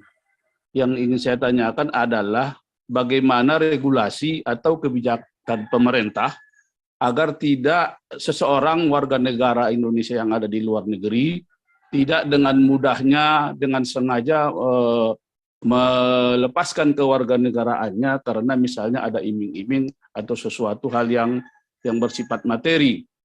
Yang kedua, kepada Pak Firman juga saya ingin bertanya ada sekaitan dengan hal tersebut, yaitu selain politik hukum, bagaimana politik anggaran kita, misalnya bila berhadapan dengan kasus seperti itu terhadap orang-orang yang berprestasi di luar negeri, kemudian dia bekerja pada suatu perusahaan yang menggajinya dengan begitu besar, apakah kita juga akan bisa mengimbangi yang diterimanya itu, misalnya kalau kita panggil dia pulang ke negara kita, ataukah bagaimana kita untuk mengatasi itu agar dia tidak melepaskan kewarganegaraannya karena digaji atau diberi imbalan besar oleh negara atau perusahaan yang mempekerjakannya di luar negeri tersebut. Terima kasih. Baik, terima kasih kepada Pak Saparudin Lubis yang berasal dari Sumatera Utara. Satu lagi penanya kami persilakan kepada Bapak dan Ibu peserta untuk raise hand dan nanti akan dibuka mute-nya oleh panitia. Kami persilakan kepada Bapak dan Ibu yang ingin bergabung, ada yang ingin ditanyakan dengan 3 narasumber kita yang sangat hebat sekali di pagi hari ini. Masih ada? Kami persilakan Bapak Ibu. 3 narasumber kita akan menjawab pertanyaan-pertanyaan seputaran dengan kehilangan kewarganegaraan berdasarkan Undang-Undang 12 tahun 2006 tentang kewarganegaraan Republik Indonesia. Bagaimana warga negara Indonesia bisa kehilangan kewarganegaraan, bisa memperoleh kewarganegaraan atau memperoleh kembali kewarganegaraan. Jadi bagaimana proses naturalisasi dan lain sebagainya. Kami persilakan Bapak dan Ibu Satu penanya yang ingin bergabung, join dengan kami di sini, akan dibuka Zoom meetingnya, raise hand, silahkan, sehingga mute-nya bisa kita buka. Dari dua penanya yang, oh iya, kita kedatangan satu penanya kembali. Baik, silakan Ibu, identitasnya terlebih dahulu. Selamat pagi, izin bertanya. Saya Rahma dari kantor imigrasi Jember. Izin bertanya, Bu. Ketika seorang ex-WNI menjadi WNA di negara lain, contoh Australia, apakah yang bersangkutan wajib melaporkan atau menyatakan melepas WNI-nya di perwakilan Australia?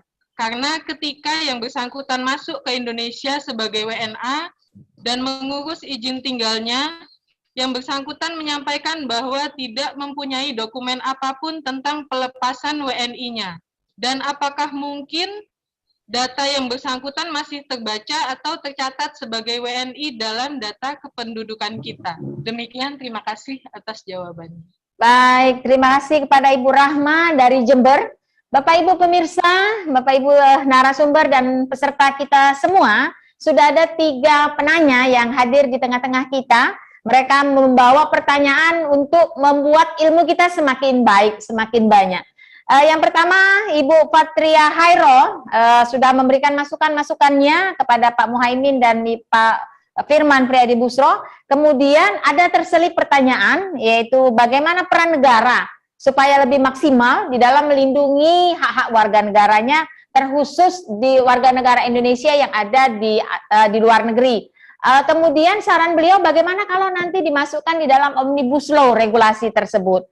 Dan juga kepada Pak dari Duscapil, narasumber kita, meminta atau menyampaikan saran atau ada suatu pesan agar supaya kita bisa memaksimalkan peran KBRI. Nah, nanti mohon kepada Bapak narasumber untuk menjawab pertanyaan dan saran tersebut.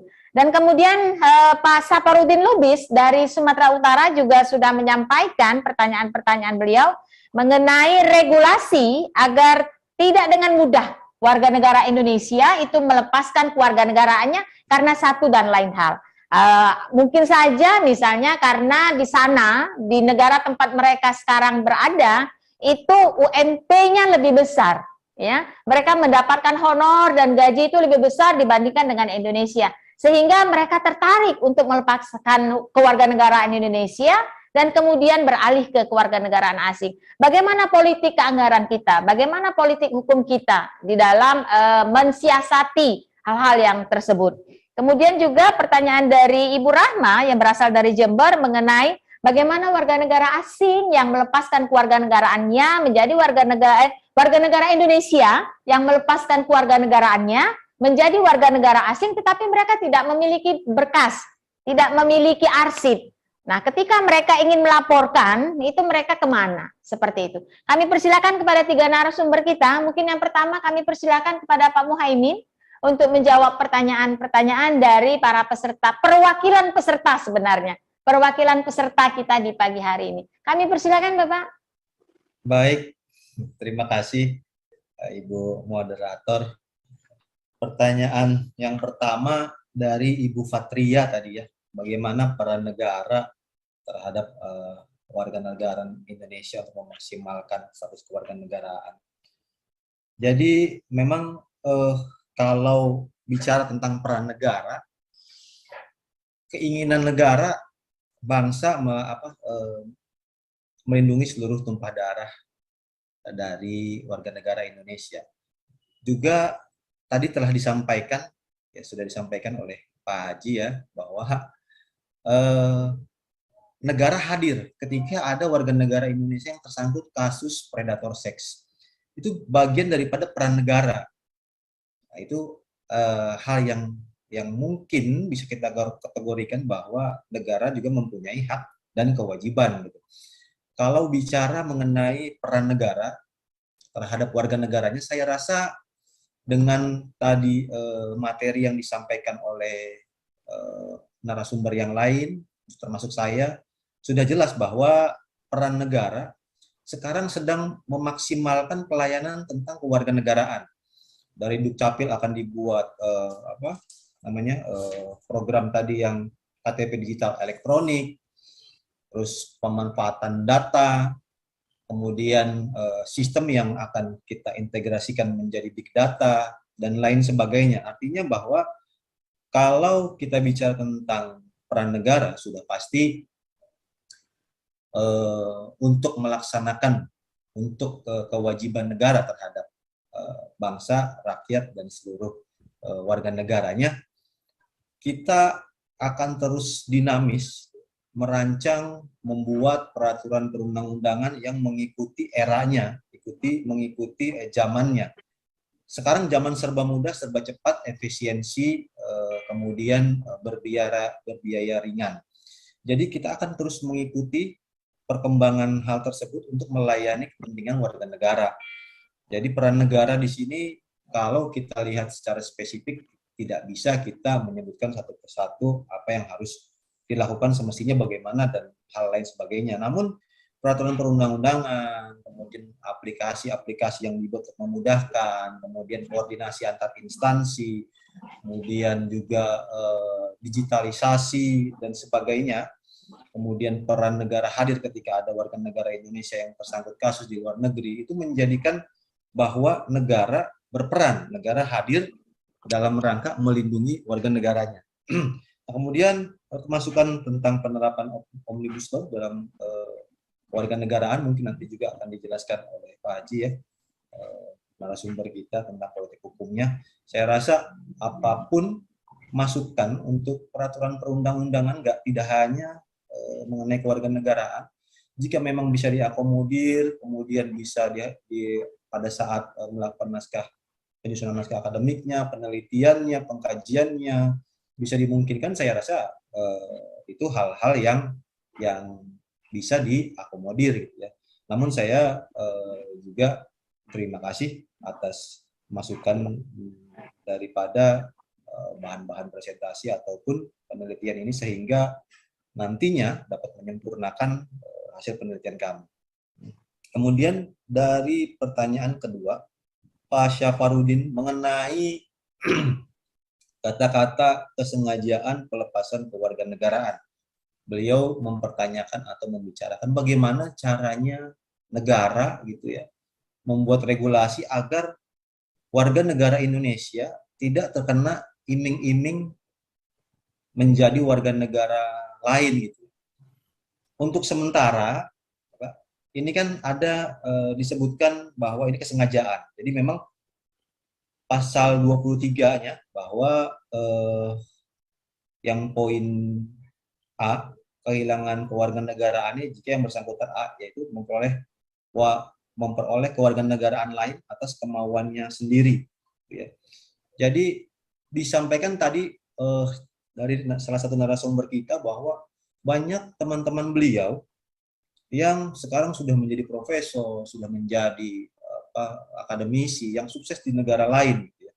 Ini kalau kita bicara tentang iming-iming, kita tolak ukurnya mungkin menurut pendapat saya untuk membuat regulasi tentang batasan-batasan penawaran negara lain untuk bergabung menjadi warga negara asing, itu agak sulit kita mengindikatorkan tentang masalah tersebut, karena kembali lagi bahwa negara-negara asing juga sedang memburu talenta-talenta atau kemampuan-kemampuan dari warga negara di luar negaranya untuk membangun negaranya, sama seperti kita yang berprestasi, WNA yang berprestasi, yang pernah atau yang akan yang sekiranya dilihat akan berprestasi membangun, ya, itu kita juga rekrut, kita naturalisasi. Memang itu hal yang sudah lumrah. Jadi kalau untuk dibuat regulasi dengan basicnya iming-iming, menurut saya mungkin perlu dipelajari atau dikaji lagi untuk membuat batasan atau standar indikatornya. Kemudian yang ketiga, Ibu Rahma ya, ex-WNI yang menjadi WNA, contoh dari Australia yang tadi ya. Saya punya pengalaman kemarin waktu saya ke Bali, waktu wawancara dengan teman-teman Kanwil Bali yang menangani hal ini, bahwasanya ada pelepasan dari WNI yang menjadi warga negara Amerika Serikat gitu ya. Untuk prosedur tetap dia harus lapor melepaskan kewarganegaraannya gitu. Harus lapor. Ini adalah prosedur yang harus dijalani gitu. Kemudian mengenai berkas-berkas tidak mempunyai salinan berkas-berkas WNI-nya gitu. Seharusnya segala sesuatu yang berkaitan dengan kewarganegaraan, berkas tersebut, berkas-berkas penting, seperti halnya kita ya, KTP pun harus ada, yang lain-lain harus ada. Misalnya tidak krusial, itu akan dianggap biasa. Namun kewarganegaraan ini sangat krusial.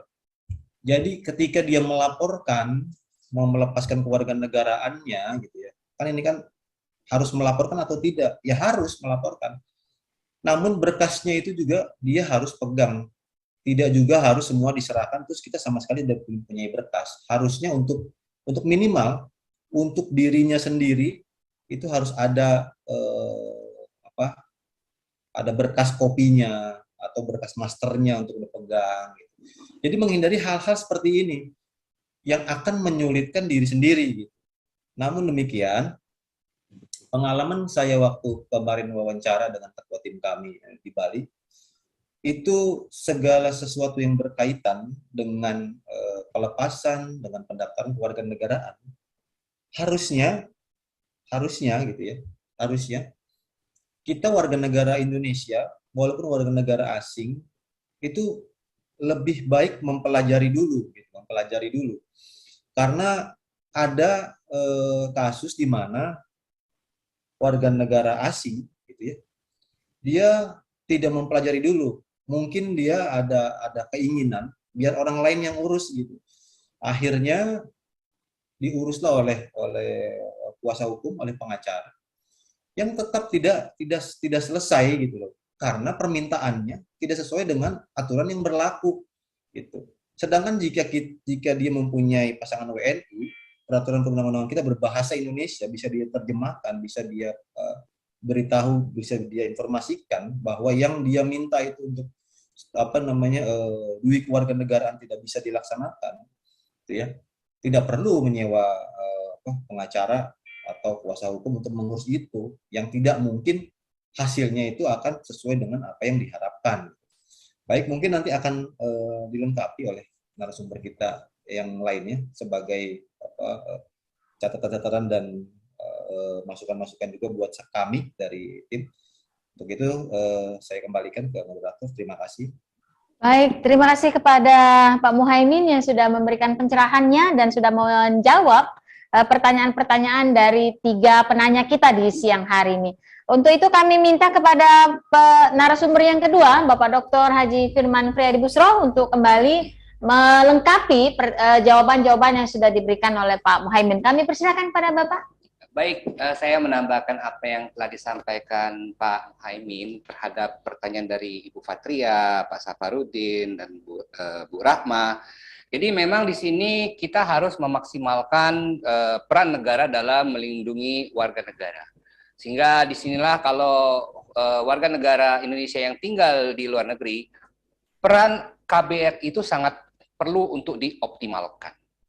Nah, sehingga dalam melakukan inventaris, memonitor, memantau warga negara Indonesia, disinilah peran penting KBRI ya, agar tidak kehilangan informasi dan data terkait dengan warga negara Indonesia yang ada di luar negeri. Nah, mengenai saran masukan mengenai adanya Omnibus Law, itu merupakan saran yang bagus untuk politik hukum ke depannya. Karena kita berbicara tentang hukum, maka kita berbicara tentang hukum yang akan kita cita-citakan atau ius constituendum.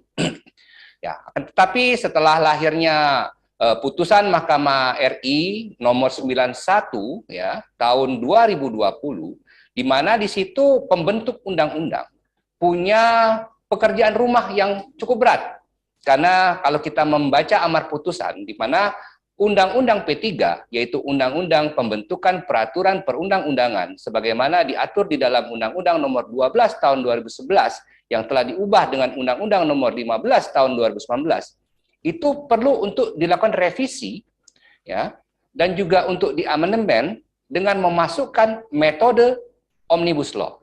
Nah, sehingga kalau kita berbicara tentang masuknya metode Omnibus Law ke dalam pembentukan peraturan perundang-undangan, maka kita harus menunggu pembentuk undang-undang untuk segera merevisi Undang-Undang P3 ini. Karena kita kalau melihat merujuk kepada putusan Mahkamah RI nomor 91 tahun 2020, kita diberikan waktu 2 tahun. Ya. Akan tetapi yang dapat kita lakukan, ya, selain dengan metode simplifikasi regulasi Omnibus Law, itu juga kita bisa dapat melakukan harmonisasi dan juga sinkronisasi. Nah, inilah tadi kita sudah bicara tentang integrasi data, sehingga kedepannya juga perlu harmonisasi dan sinkronisasi berbagai peraturan perundang-undangan dan juga koordinasi lintas sektoral, lintas kementerian dalam penyamaan data. Makanya tadi saya menyampaikan bahwa mungkin ke depan perlu adanya one big data, one policy yang terhadap citizen, terhadap status keluarga negara. Ini sangat penting untuk masukkan dalam pengembangan hukum nasional Indonesia. Nah, kemudian tadi terkait dengan saran Pak Safarudin bahwa selain politik hukum, bagaimana kita memberikan reward kepada warga negara Indonesia yang berprestasi. Ini betul sekali, Bapak. Jadi memang semestinya negara itu mempertimbangkan, ya, terhadap warga negara Indonesia dan memudahkan bagi WNI yang berprestasi, mungkin dia menemukan salah satu penemuan, iptek, dan juga mungkin berkarir yang sampai dengan guru besar, ya, itu bisa dibantu dengan kementerian terkait. Jadi misalnya dia seorang guru besar di di perguruan tinggi, maka dia bisa dibantu dengan Kementerian Pendidikan untuk misalnya itu dibantu untuk pindah home base ke perguruan tinggi dalam negeri. Tetapi selain reward tadi, saya ingin menekankan bahwa KBRI punya peran diplomasi dalam membangun jiwa patriotisme dan juga cinta tanah air.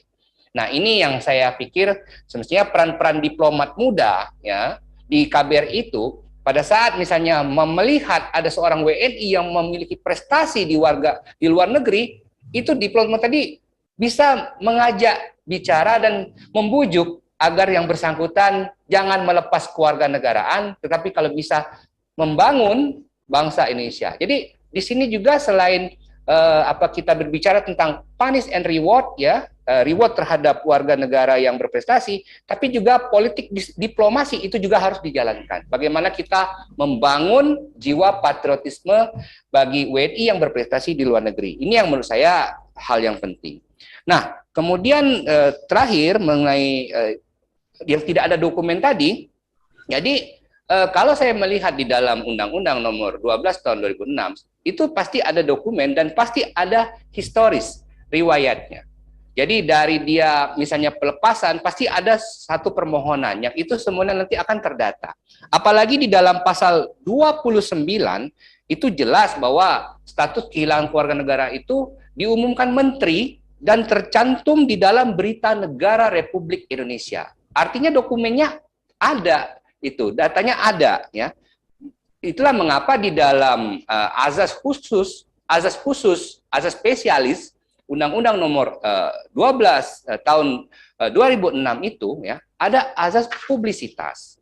Nah, dengan demikian bahwa publisitas daripada status kewarganegaraan itu telah jelas di dalam pasal 29 itu tercantum di dalam Berita Negara Republik Indonesia. Artinya orang tadi yang melepaskan itu pasti tercatat, ada datanya, ada permohonan yang masuk sampai kepada pengumuman di Berita Negara Republik Indonesia. Demikian jawaban saya, terima kasih. Baik, terima kasih kepada Bapak Dr. Haji Firman Priadi Busro yang sudah menyampaikan pendapat beliau untuk menjawab pertanyaan-pertanyaan yang sudah masuk. Untuk itu kami minta kepada Bapak Dr. Andes Sahlan Samsu, MSI, untuk melengkapi jawaban-jawaban dari dua narasumber kita sebelumnya. Persilakan kepada Bapak. Baik, kami akan menanggapi pertanyaan atau saran dari Fathia Hairo terkait dengan produk Dukcapil, apa saja yang ada yang produk Dukcapil. Ini berharap itu bisa diakui internasional. Jadi Ibu Fathia mencontohkan bahwa aplikasi Peduli Lindungi ternyata tidak diakui oleh luar negeri atau internasional. Nah, ini juga kami tidak berharap demikian. Produk Capil ini kalau kita lihat satu-satu, untuk produk KTP elektronik memang tidak ada bahasa asing ya untuk produk KTP elektronik. Namun untuk akta-akta, mulai akta kelahiran, akta kematian, akta perkawinan, akta perceraian itu disandingkan dengan bahasa asing. Ini juga menjawab produk akta-akta di luar negeri supaya mereka bisa memahami dalam bahasa Indonesia diartikan dalam bahasa Inggris. Nah, ini memang kalau tentang produknya ini sampai dengan hari ini, baik KTP maupun akta-akta belum menemukan komplain dari pihak luar negeri. Namun di komplain luar negeri untuk khusus negara-negara Eropa itu terkait dengan produk update terakhir.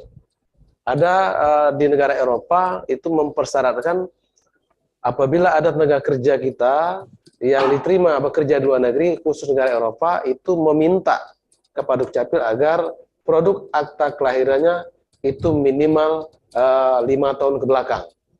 Jadi berarti mereka meminta dengan kewenangan mereka agar akte itu diperbaharui. Memang dalam sistem di aturan kita tidak ada ketentuan itu. Tidak ada. Oleh karena itu di produk berikutnya Kemendagri mensikapinya bahwa produk tidak hanya berbahasa Indonesia tapi juga berbahasa Inggris. Nah, sampai dengan hari ini tidak ada komplain terkait dengan hal itu. Oleh karena itu kita menanggapi pendapat dari saran dari Ibu Fathia Hairo, berarti kami mengarah kepada KTP elektronik. Ini akan kami sampaikan kepada Dirjen Dukcapil, ada usulan seperti ini, supaya KTP elektronik ini bila nantinya berbentuk sudah KTP elektronik digital, agar disandingkan juga dengan bahasa Inggris. Baik, itu kami terima. Terima kasih. Baik, terima kasih kepada tiga narasumber kita yang sudah menjawab pertanyaan-pertanyaan dari para peserta kita di pagi hari ini. Bapak dan Ibu semua, kalau kita lihat di chat kolom pemirsa, di situ juga sudah begitu banyaknya pertanyaan yang disampaikan oleh peserta kita. Tetapi kita akan mencoba untuk menjawab satu pertanyaan melalui chat kolom yang sudah disampaikan oleh Ibu Maria dari Kanwil Sumsel, Ibu Ave Maria dari Kanwil Sumsel. Pertanyaan beliau adalah, Undang-Undang Nomor 12 Tahun 2006 menyebutkan seseorang kehilangan status warga negaranya karena 9 hal secara otomatis. Jadi negara bersifat pasif. Bagaimana dengan administrasinya sendiri di Dukcapil? Apalagi kalau yang bersangkutan kehilangan warga negara tersebut secara diam-diam. Apakah imigrasi dan Dukcapil sudah satu data? Nah, oleh karena itu kami minta yang menjawab adalah Bapak Muhaimin dan Bapak Dr. Andes Sahlan Samsu. Ini karena berhubungan dengan data. Apakah data dari Dukcapil dan data dari imigrasi itu sama, terpadu seperti itu? Kami persilakan Pak Muhaimin mungkin untuk mendahului menjawab pertanyaan. Baik. Terima kasih pertanyaannya dari Ibu Maria ya. Ya, Ibu Ave Maria. Oh iya, baik-baik. Terima kasih untuk memang itu tadi yang disampaikan adalah 9 poin itu sudah ada di pasal 23 Undang-Undang Kewarganegaraan. Namun mengenai integrasi data, imigrasi kan mempunyai data sistem aplikasi SIMKIM itu ya. Sementara kalau Dukcapil mempunyai data SIAP gitu. Jadi memang waktu kami mewawancarai beberapa dari Kakanim, kemudian juga ada dari Wasdak gitu ya, di kantor imigrasi, beberapa kantor imigrasi yang kita datangi, bahwa kalau mengenai sistem aplikasi SIM-KIM itu belum terintegrasi dengan sistem aplikasi lainnya, apalagi dengan SIAK, mohon izin. Jadi memang SIM-KIM karena ini adalah tentang aplikasinya, tentang paspor dan hal-hal yang lainnya, sementara untuk yang SIAK itu untuk kependudukan, memang secara keinginan ya, tadi sudah saya sampaikan di dalam saran serta dalam pembukaan bahwa sistem aplikasi dari SAKE, SIM-KIM, SIAK maupun portal Peduli WNI harus terintegrasi menjadi satu link khusus yang berbicara tentang kepentingan-kepentingan atau data-data mengenai kewarganegaraan. Jadi artinya sepanjang selesainya hasil penelitian yang saya tahu, untuk data dari sistem keimigrasian belum terkoneksi atau belum menjadi satu data yang sama antara sistem keimigrasian dan sistem SIAK tersebut. Karena waktu itu ada hal-hal yang disampaikan oleh beberapa teman-teman di imigrasi bahwa sistem keimigrasian ini terkait ada hal-hal yang menyangkut daripada misalnya yang tidak bisa di-share secara umum gitu ya, terhadap pencarian orang dari luar negeri, terhadap kerahasiaan pencarian orang yang tidak boleh diketahui. Jadi memang sistem keimigrasian ini ada kepentingan-kepentingan yang tidak boleh diketahui oleh orang banyak, yang mungkin saya juga sebagai orang Kumham gitu ya, belum tentu mengetahui hal-hal di mana itu untuk kepentingan melindungi negara, sehingga tidak boleh ada orang-orang yang tidak berkepentingan di dalamnya mengetahui hal-hal tersebut. Itulah mengapa sampai dengan sekarang sistem-sistem aplikasi yang tersedia dari kita Kumham maupun dari beberapa sistem aplikasi kementerian lain belum terkoneksi. Maka disarankanlah, direkomendasikanlah khusus untuk berbicara tentang kewarganegaraan harus dibuat satu sistem khusus yang dibuat oleh peraturan perundang-undangan yang khusus, sebagai payungnya juga dibuatkan badan khusus yang bertanggung jawab mengelolanya. Gitu. Baik, mungkin dari saya segitu. Terima kasih, moderator. Terima kasih kepada Pak Muhaimin.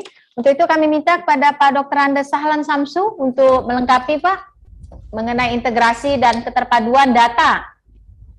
Baik, tanggapan kami khusus untuk Kementerian Hukum dan HAM dan juga Dirjen Dukcapil itu kan sudah ada kerjasama pemanfaatan data. Jadi data yang dipakai oleh Kementerian Hukum dan HAM berasal dari Dirjen Dukcapil yang dinamakan dengan SIAK. Artinya untuk data ini di dua lembaga ini itu sama-sama membuka data yang sama.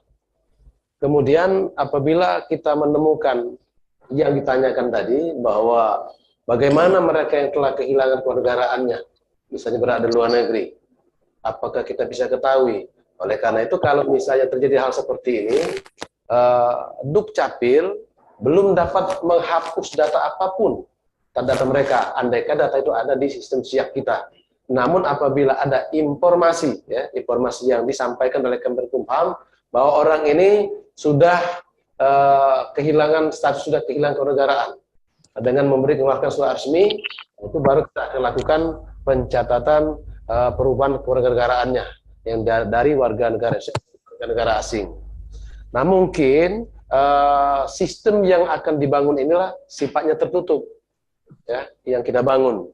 Karena sistem ini kalau kita komunikasi antar lembaga ini terbuka dan produk-produk yang dihasilkan, ya, dari Kemenkumham tidak boleh dipublikasi umum. Nah ini kalau misalnya bisa dibuka akses orang lain, tentu kerahasiaan pribadi warga itu menjadi kita langgar. Oleh karena itu mungkin ini saran kami, sistem yang dibangun ini harus kita petakan, kita rancang seperti apa. Kemudian juga saran kami harus tertutup, bukan diadopsi atau bisa dibuka oleh pihak-pihak lain yang bisa memanfaatkan data untuk melakukan tindakan yang tidak terduga atau melanggar ketentuan hukum. Barangkali itu saja, terima kasih. Baik, demikian jawaban dan pencerahan dari 3 narasumber kita di pagi hari ini. Tanpa terasa Bapak dan Ibu, ilmu-ilmu yang sudah disampaikan oleh ketiga narasumber kita sangat-sangat bermanfaat sekali bagi kita semua. Dan juga kita bisa membagikan ilmu-ilmu yang sudah kita dapatkan di pagi hari ini kepada orang-orang terdekat kita, kepada rekan-rekan kita yang sedang berada di luar negeri. Mungkin mereka bekerja, mungkin mereka itu kan ada liburan dan lain sebagainya, sehingga apa yang mereka lakukan di sana itu tidak kehilangan kewarganegaraannya. Bagaimana caranya supaya bisa menjadi warga negara yang baik di negara-negara tetangga kita. Baik Bapak dan Ibu, tanpa terasa juga waktu kita berjalan semakin siang dan semakin siang, maka acara kita di pagi menjelang siang hari ini menuju kepada closing statement dari Bapak Kakanwil Sumsel, Bapak Harun Sulianto. Untuk itu kami persilakan kepada Bapak untuk memberikan closing statement kita di pagi hari ini. Terima kasih Ibu Moderator. Saya larut dalam diskusi ini sehingga hampir-hampir nggak bisa ngomong lagi ini. Yang pertama catatan kami, bagaimana hilirisasi hasil penelitian, artinya kebijakan yang baik adalah kebijakan yang dibuat berbasis riset atau penelitian. Apalagi penelitian ini sudah diuji secara melalui diskusi publik, sehingga kita berharap rekomendasi dari Balitbangkumham untuk kebijakan terkait dengan pelindungan agar WNI tidak hilang kewarganegaraannya aplikatif, artinya bisa diterapkan nantinya ini.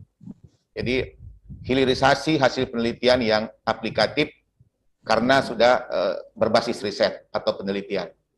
Yang kedua, tadi narasumber dan penanya menanyakan bahwa negara memang punya kewajiban untuk melindungi warga negaranya, termasuk mencegah supaya WNI-nya jangan kehilangan warga negaranya. Jadi jangan sampai kehilangan kewarganegaraannya. Bagaimana cara merayunya katanya tadi.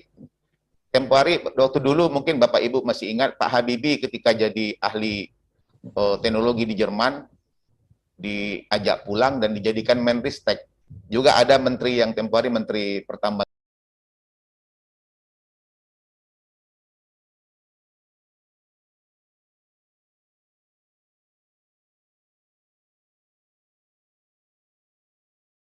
Beritakan di televisi mengajak Ainun Najib yang dari Singapura itu.